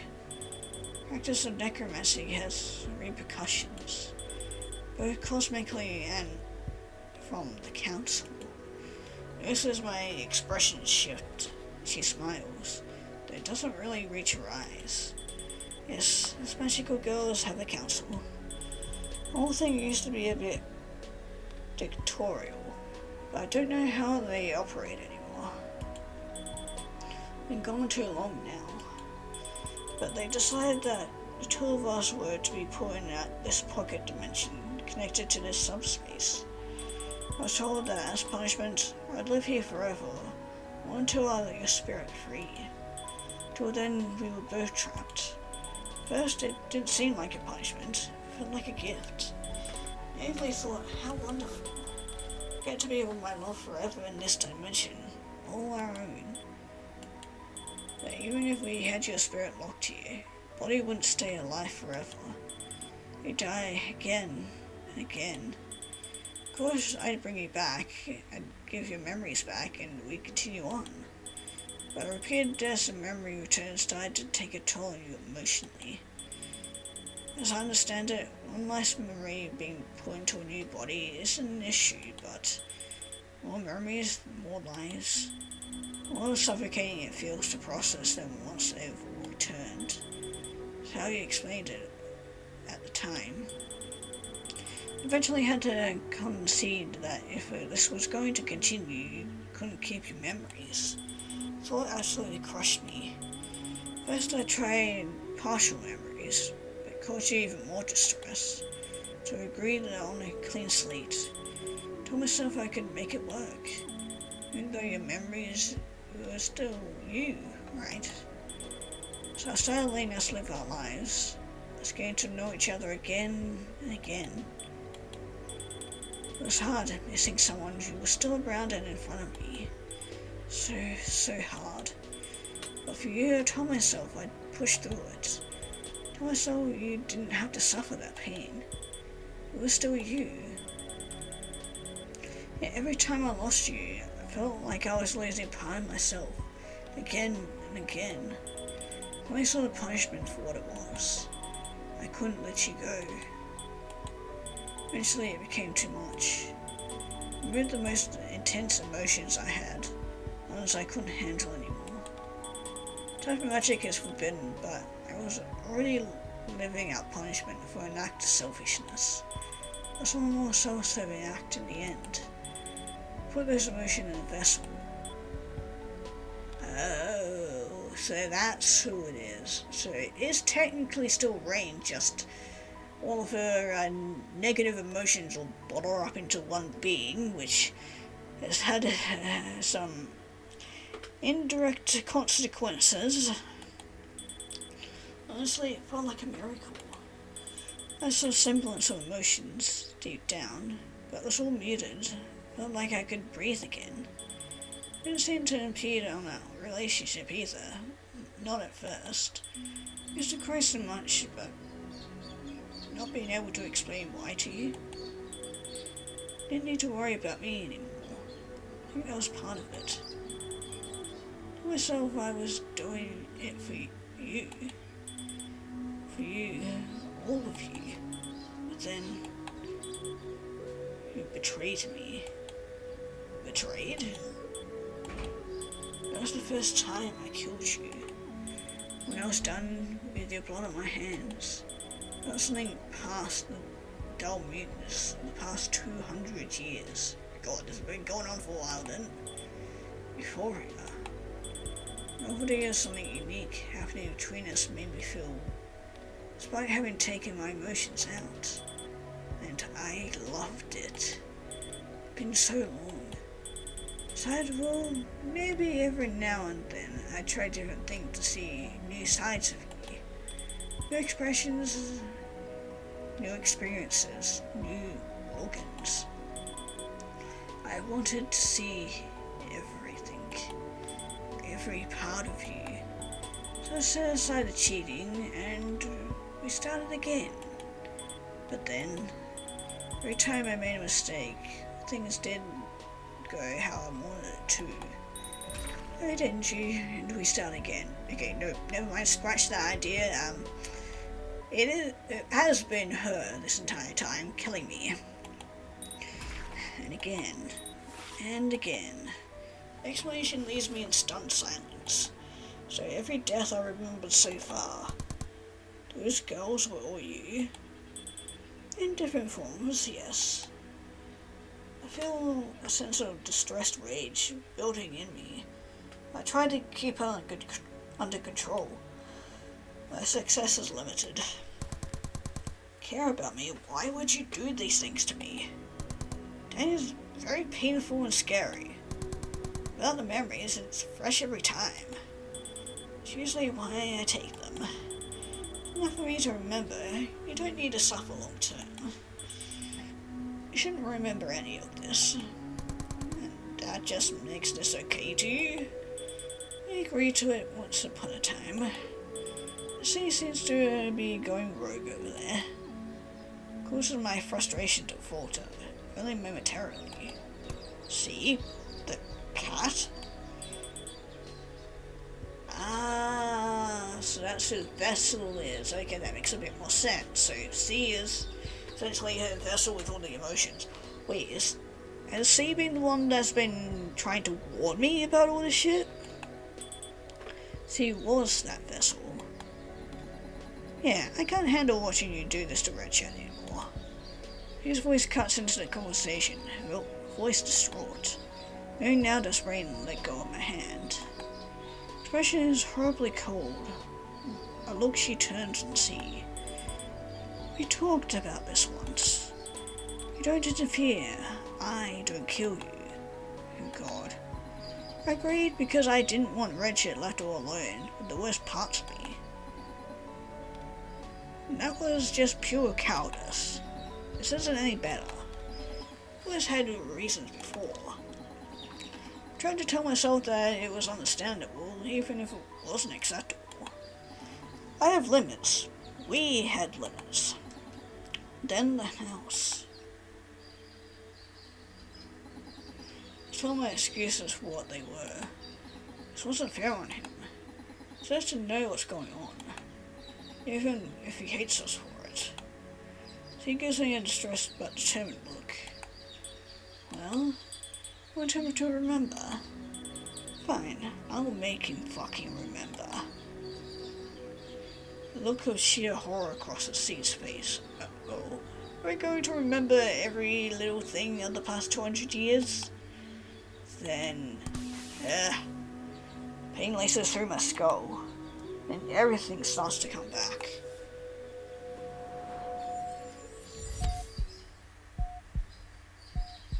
It wasn't enough going through all of it once, so I'm about to go through it all again, and all at once. Blade slipping between my ribs. Flash of heat so intense that the pain was severe as momentary. Flinging your fingers tight around my neck. Excited eyes staring down into mine as I draw my last breath. The rush of memories is immediately overwhelming. One instantaneous return of the experiences I'd once had.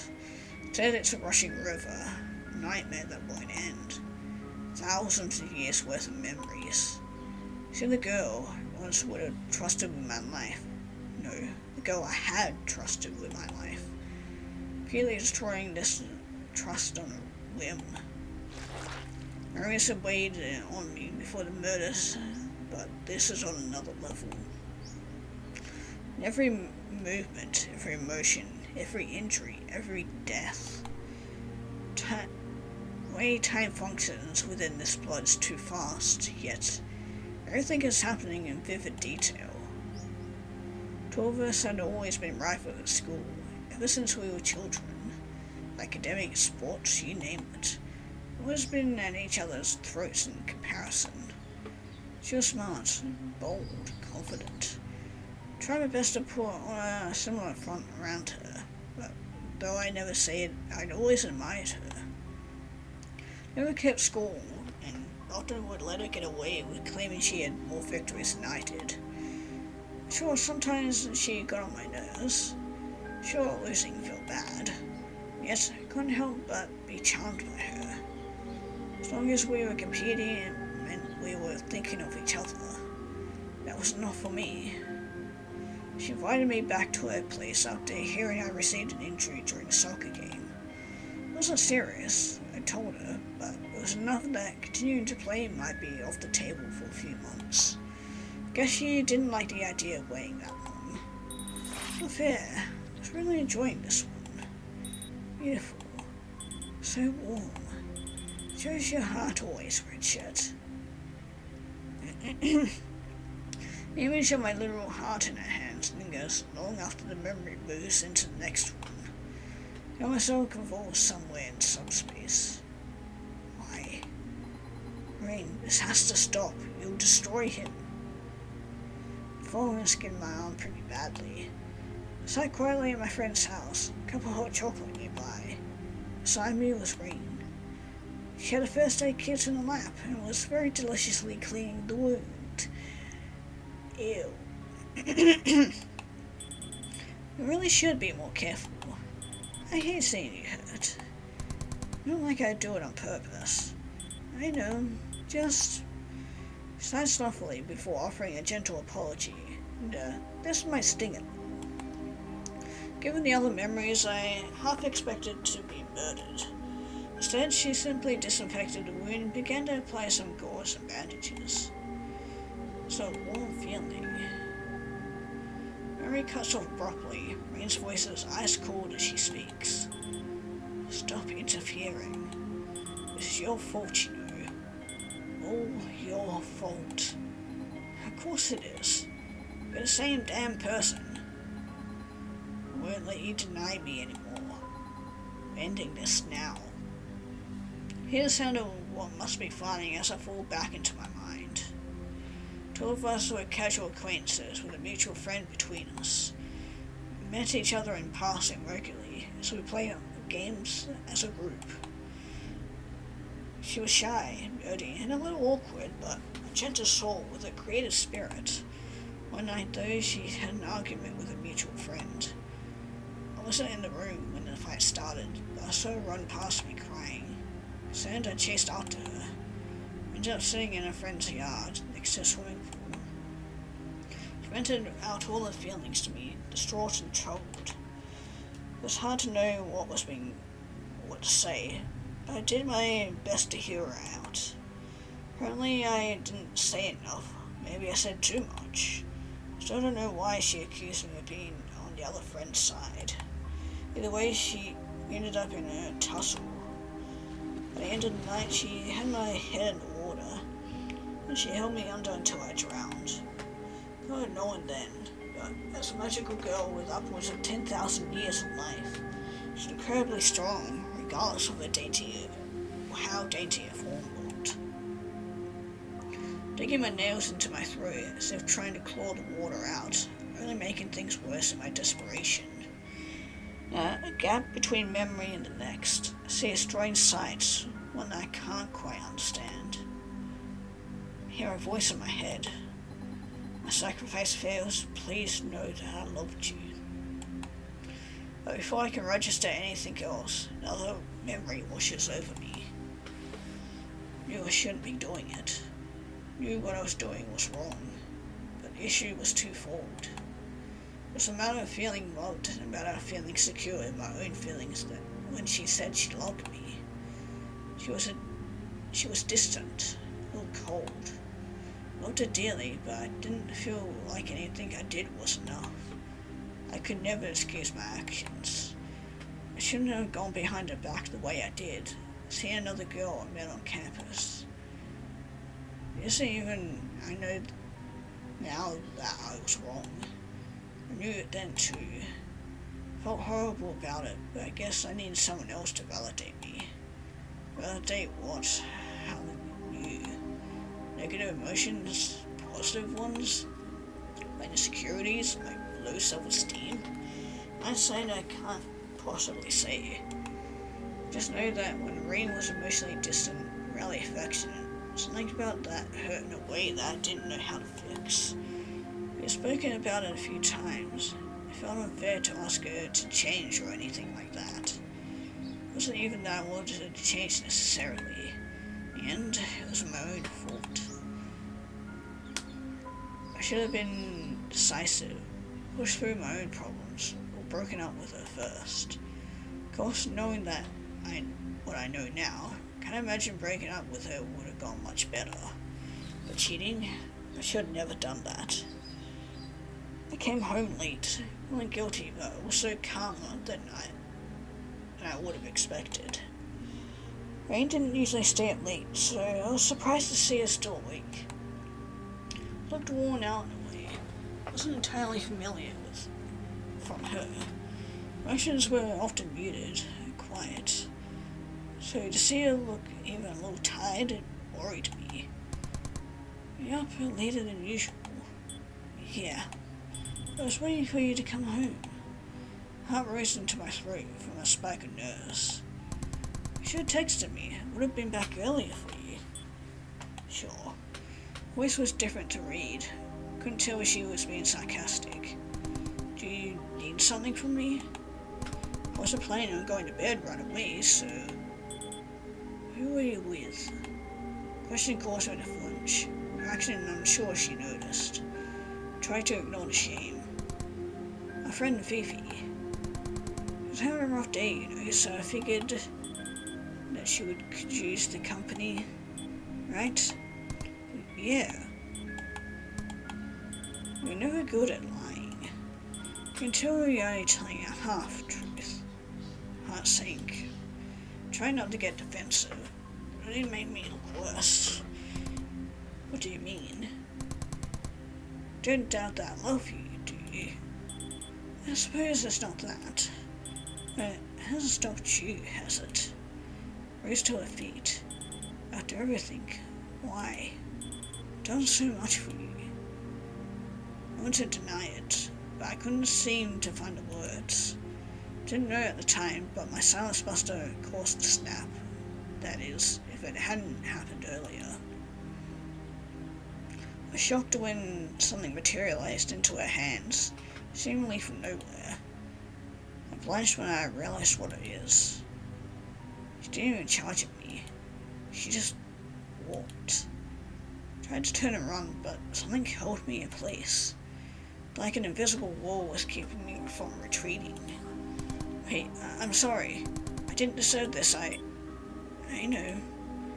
Then she swung at me. I saw the axe connected into the entire side of my face.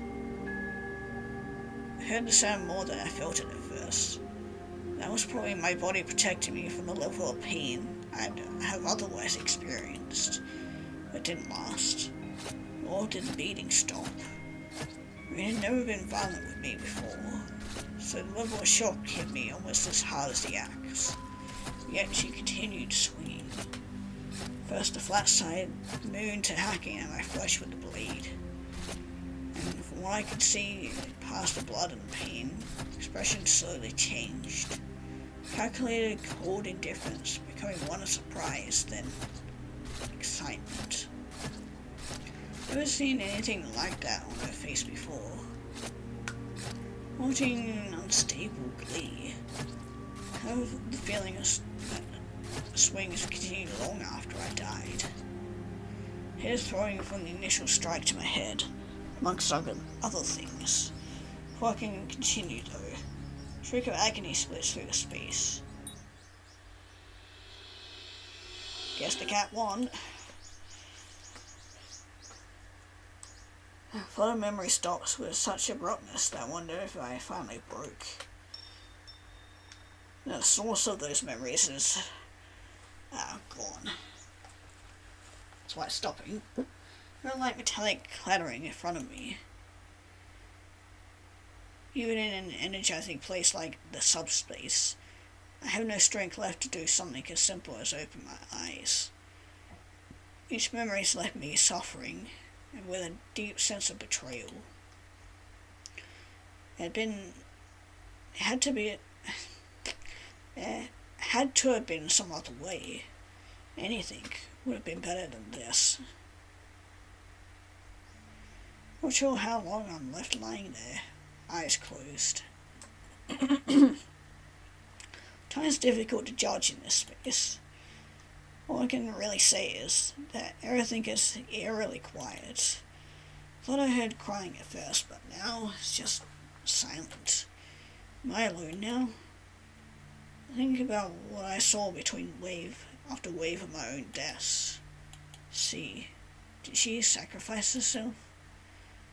What did she do to Rain? Eventually the question tries me to force my eyes open. I'm on the floor. Turns out I'm not the only one. Rain is also passed out. She's breathing. I can see that much, but she's facing away from me. Again putting together what must have happened. What I saw must have been C giving her form as a vessel, converting herself into energy. So she reintegrated with Rain. Also, I always wonder why this didn't happen sooner, but based on the words, there wasn't any guarantee that it would have worked. I think it did. I can't see Rain's face, but don't think she's handling it well. She is shaking, arms wrapped around herself. Strangest thoughts crossed my mind. Is she going to be okay? Left baffled at my own question. Died so many goddamn times, all because of her. You know, she does care about me. Care was not enough to stop her from making me suffer. Should I really care that she's now feeling the consequences of her own actions? Just slightly, trying to not make any sound. But I notice something. Subspace light catches up something on the ground. Floating in the subspace between us is a beautiful ring. Some signs of age, but looks well taken care of. Seems familiar. Without thinking, I reach out a shaky hand, touch the rose gold. Everyone had been warning me about the new girl for days now. She was pretty, but she was a witch of some kind, they said. Something about her was fundamentally wrong. Imagine my surprise then when I met her. She was a sweet, bubbly young girl, someone who still tried to connect with people despite their constant rejection of her. She was hurting inside, but I didn't know that until much later. The main thing I noticed was that she was kind. Didn't seem at all like the person I'd been told she was. So after a few short conversations with her, "Hey Rain, do you want to hang out with me at the dorms today? If you're not busy, of course." My face lit up in delight. Can't say for sure I fell for her in that moment, but it certainly got the ball rolling. That'd be really nice. I'd love to. It wasn't like we did much at the dorms. It was nice, just being in her company. We started hanging out regularly after that. Damn it. Too good at this game. I'll get better and be at this one day, you'll see. Challenge accepted. I look forward to it. How'd you do on that paper I helped you with? Oh, I was going to tell you. I got an A. Thank you so much for your help with that. Did not have a lot of confidence about it before we talked. Yay, I'm glad to hear it.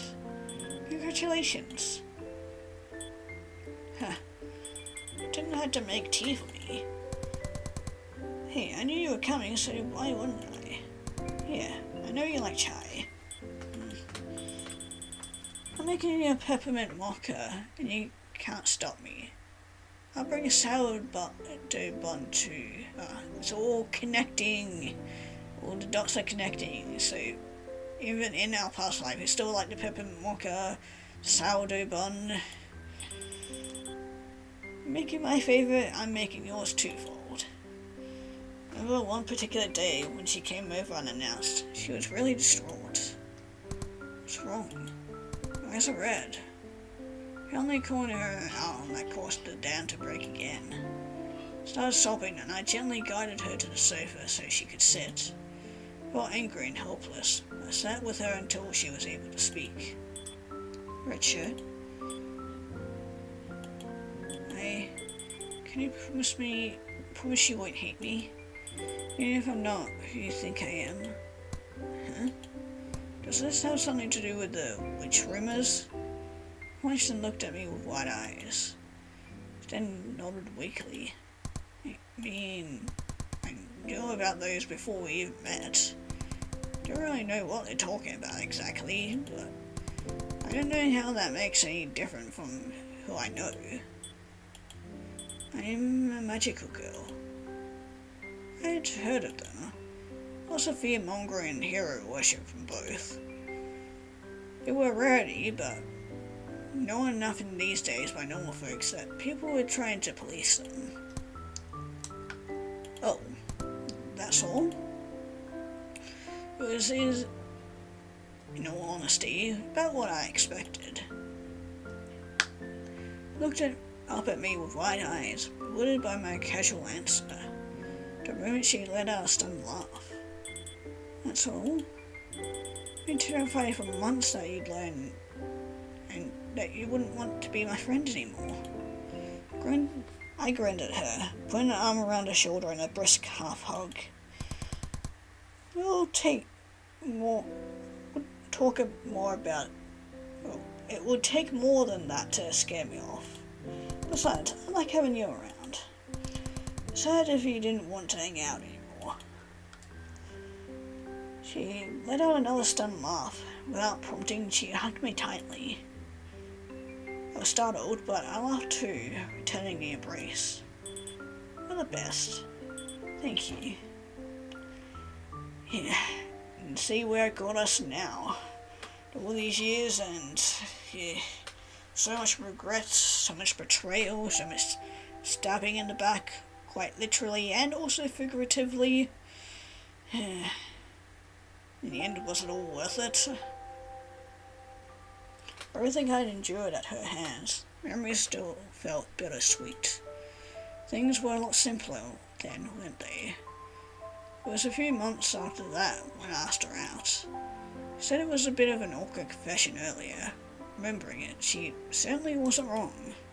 So worried she'd think I wasn't accepting her magical girl nature because I wanted in her pants. I was so blessed that she felt the same way. Don't think I felt that level of anxious again around her until a year and a half later. Knew by that point that she wanted to be with her for the rest of my life.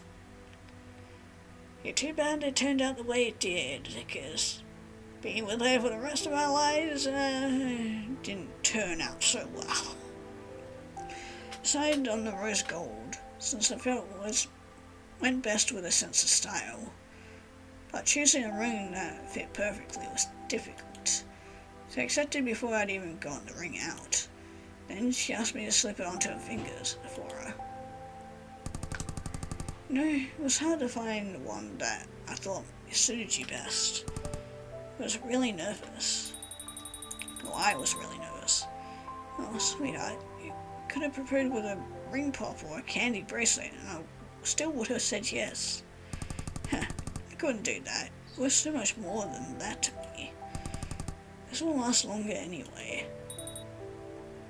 I love it so much, and I love you. Thank you. From the bottom of my heart. This ring. She kept it the whole time. Don't remember much about the accident that killed me. I have memories of driving home from work. I was a bartender, which nearly meant late night shifts. Didn't mind so much, though I did sometimes feel like I didn't get enough time to spend with my wife. We've been planning a trip in about a month's time. Barely remember where to now, since we never ended up going, but I remember being excited about it. I think it was one of the fastest deaths I'd experienced. This truck, that's why we kind of asked about it, because same truck that hit us in that second death, when we fell from the bridge. guess she couldn't come up with anything quite unique about our deaths. Still had to rely on memories and whatnot. It was phantom memories of pain, fear, distress. But the next thing I remember clearly is waking up in our bed, Rin standing by my side, holding my hand. I thought it was a nightmare at first, but the exhaustion in her expression, the way she gasped and hugged me when I opened my eyes, something to me understood. We never discussed what we'd do if something happened to either of us, on realistic terms. We were in our early 30s, so we thought we had time before we needed that discussion. Told me what she'd done, using the driver's life for doing in exchange for mine. Honestly, it was shocking. I felt conflicted. Didn't really hold it against her. We switched places if I had the powers that she did. Also, would have switched to a killer's life for hers in a heartbeat. So I let it go. A few more days of peace, even though my body was still recovering. Then, there was a gap in my memory for about a week. Rin informed me later that it was a side effect of magic used by the council. I got the context for the punishment she had received and why. I was upset, but it wasn't me I was worried about. Rin, pocket dimension? You shouldn't have to be trapped somewhere all alone because of me. Heart ached at the idea. Still, Rin approached and put both hands on my shoulder, forcing me to look at her. She looked distraught. Red shirt, to escape this realm, I had to release your spirit. The days you were dead taught me anything that I'm not ready. Besides, I'm not alone. I have you. Tried to sound optimistic, but her voice cracked as she spoke. You want to keep living too, don't you? Please. Saw the grief in her eyes, and any protest I could have offered was gone. She was right. Didn't want to go yet. Wasn't ready either. Plus the idea of leaving her alone like that, I couldn't. So we started living our lives together in this new realm. Fortunately, time proved to be an obstacle. I was not a magical girl, so my body didn't hold up the way hers could. Death didn't release my spirit, however.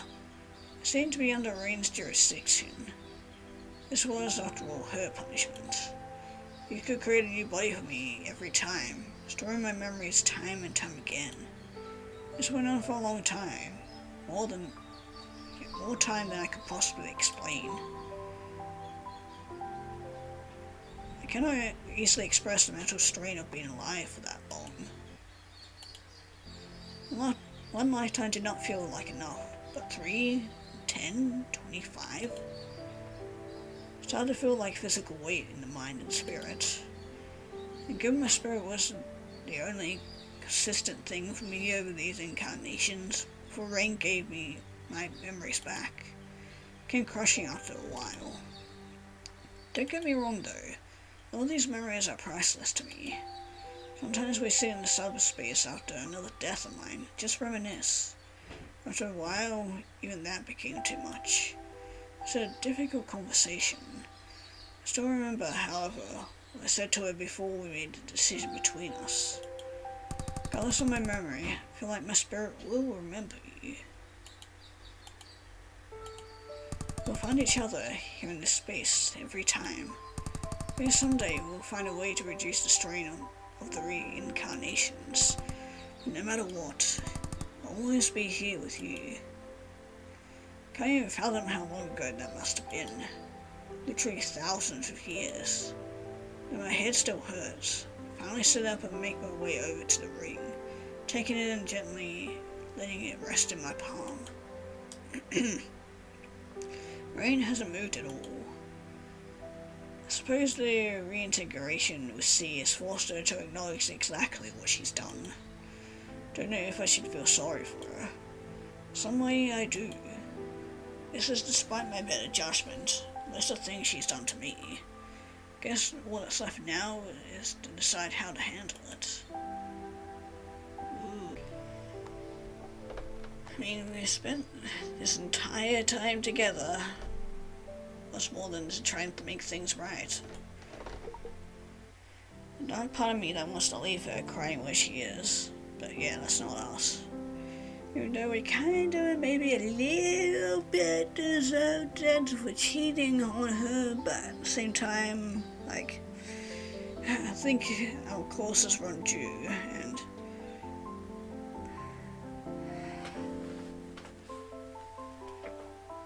I mean, not everybody can say that they've made it through something this fucking horrible.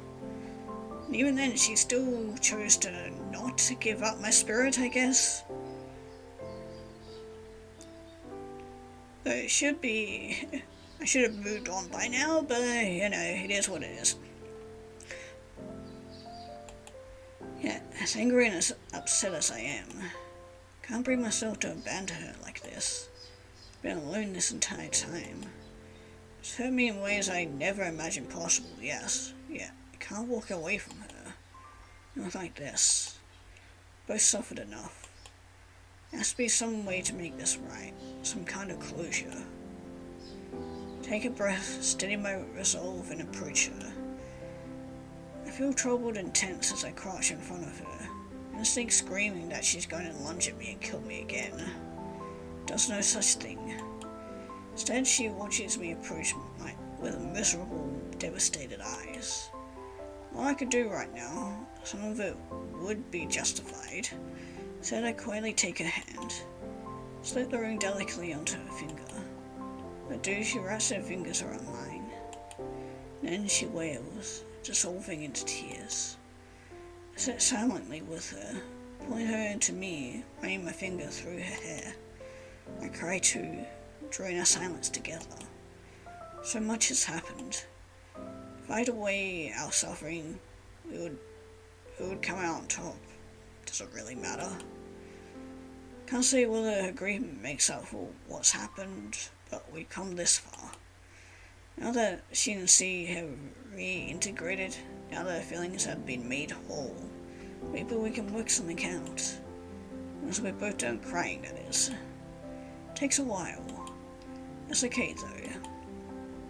We have nothing but time. Rain eventually sits up. She doesn't look at me, not yet. Can't quite meet her gaze, but I do stare at her hands, fingers still intertwined. Eventually I speak. Both know this can't keep going, right? We're on the same page with that. Rain nods mutely. Her expression is troubled, but she takes a star off of the front of her outfit. Do you remember what this is? Takes me a moment, but yeah. It's your call, right? Took me an embarrassing long time to learn that. I think we had been married for 5 years before it came up. Yes. I want you to break it for me. Huh? Rain, despite the fact she's killed me more times than I could count, don't think I have it in me for that kind of retaliation. I'm sorry. Right, I know this can't go on, but I don't want to continue without you. I've lived long enough. Maybe we can exit this hell together. I understand.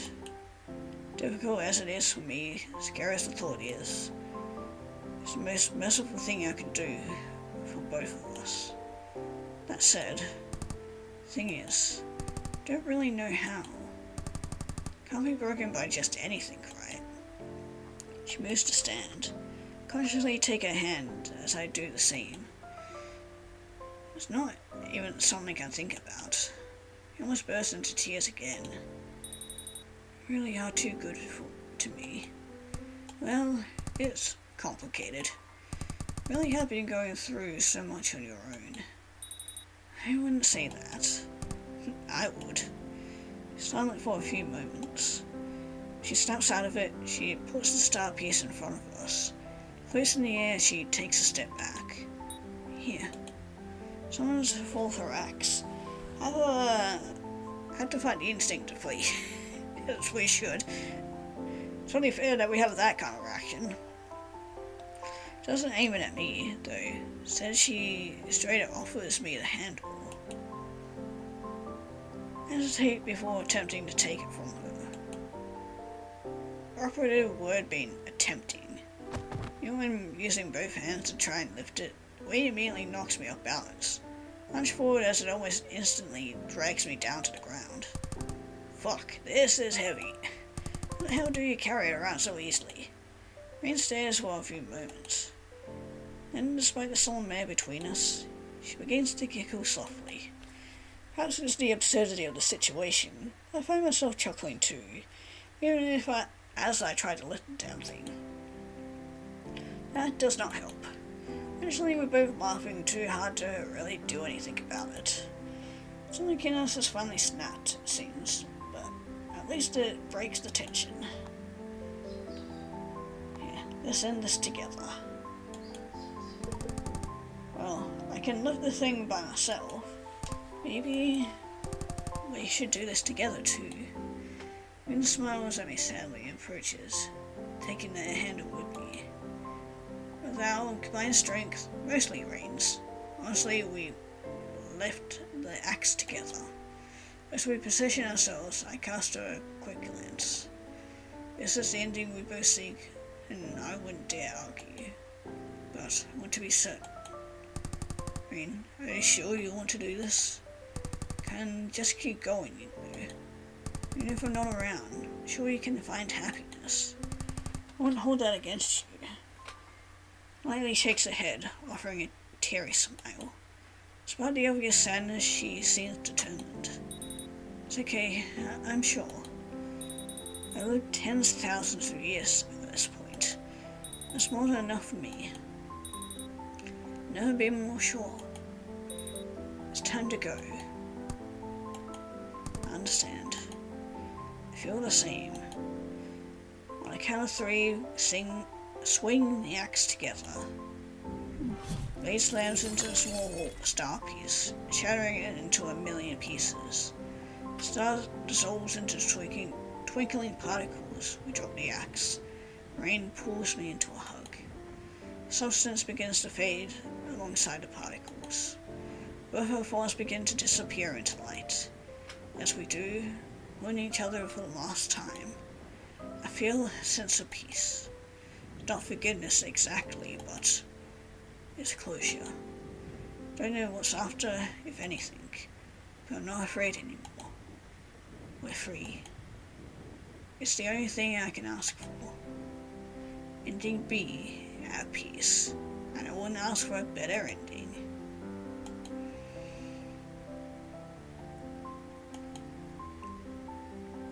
Man, what a game. What a visual novel. Man. That was a hell of a lot longer than I thought it was, but it was the perfect length for this game. Man, it was fucking amazing. That was very well done. I applaud you to everybody that worked on this visual novel. You did a fucking fantastic job on this. I'm definitely excited to see more from you guys, because yeah, I really don't have any complaints about this at all. This was like the art, the music, the writing, sound effects, everything fucking top notch. This was amazing. You should all pat yourselves on the back for making this in an entire month, because if you guys aren't aware, this was made for Spooktober of 2025. So, this entire thing was made in a month, so good on you guys for making this. This was fucking amazing. But yeah, that's it for this. If you guys want to go and see what the other endings entail, link will be down in the description below for you guys to check it out. And with that, we'll be moving on to the next game.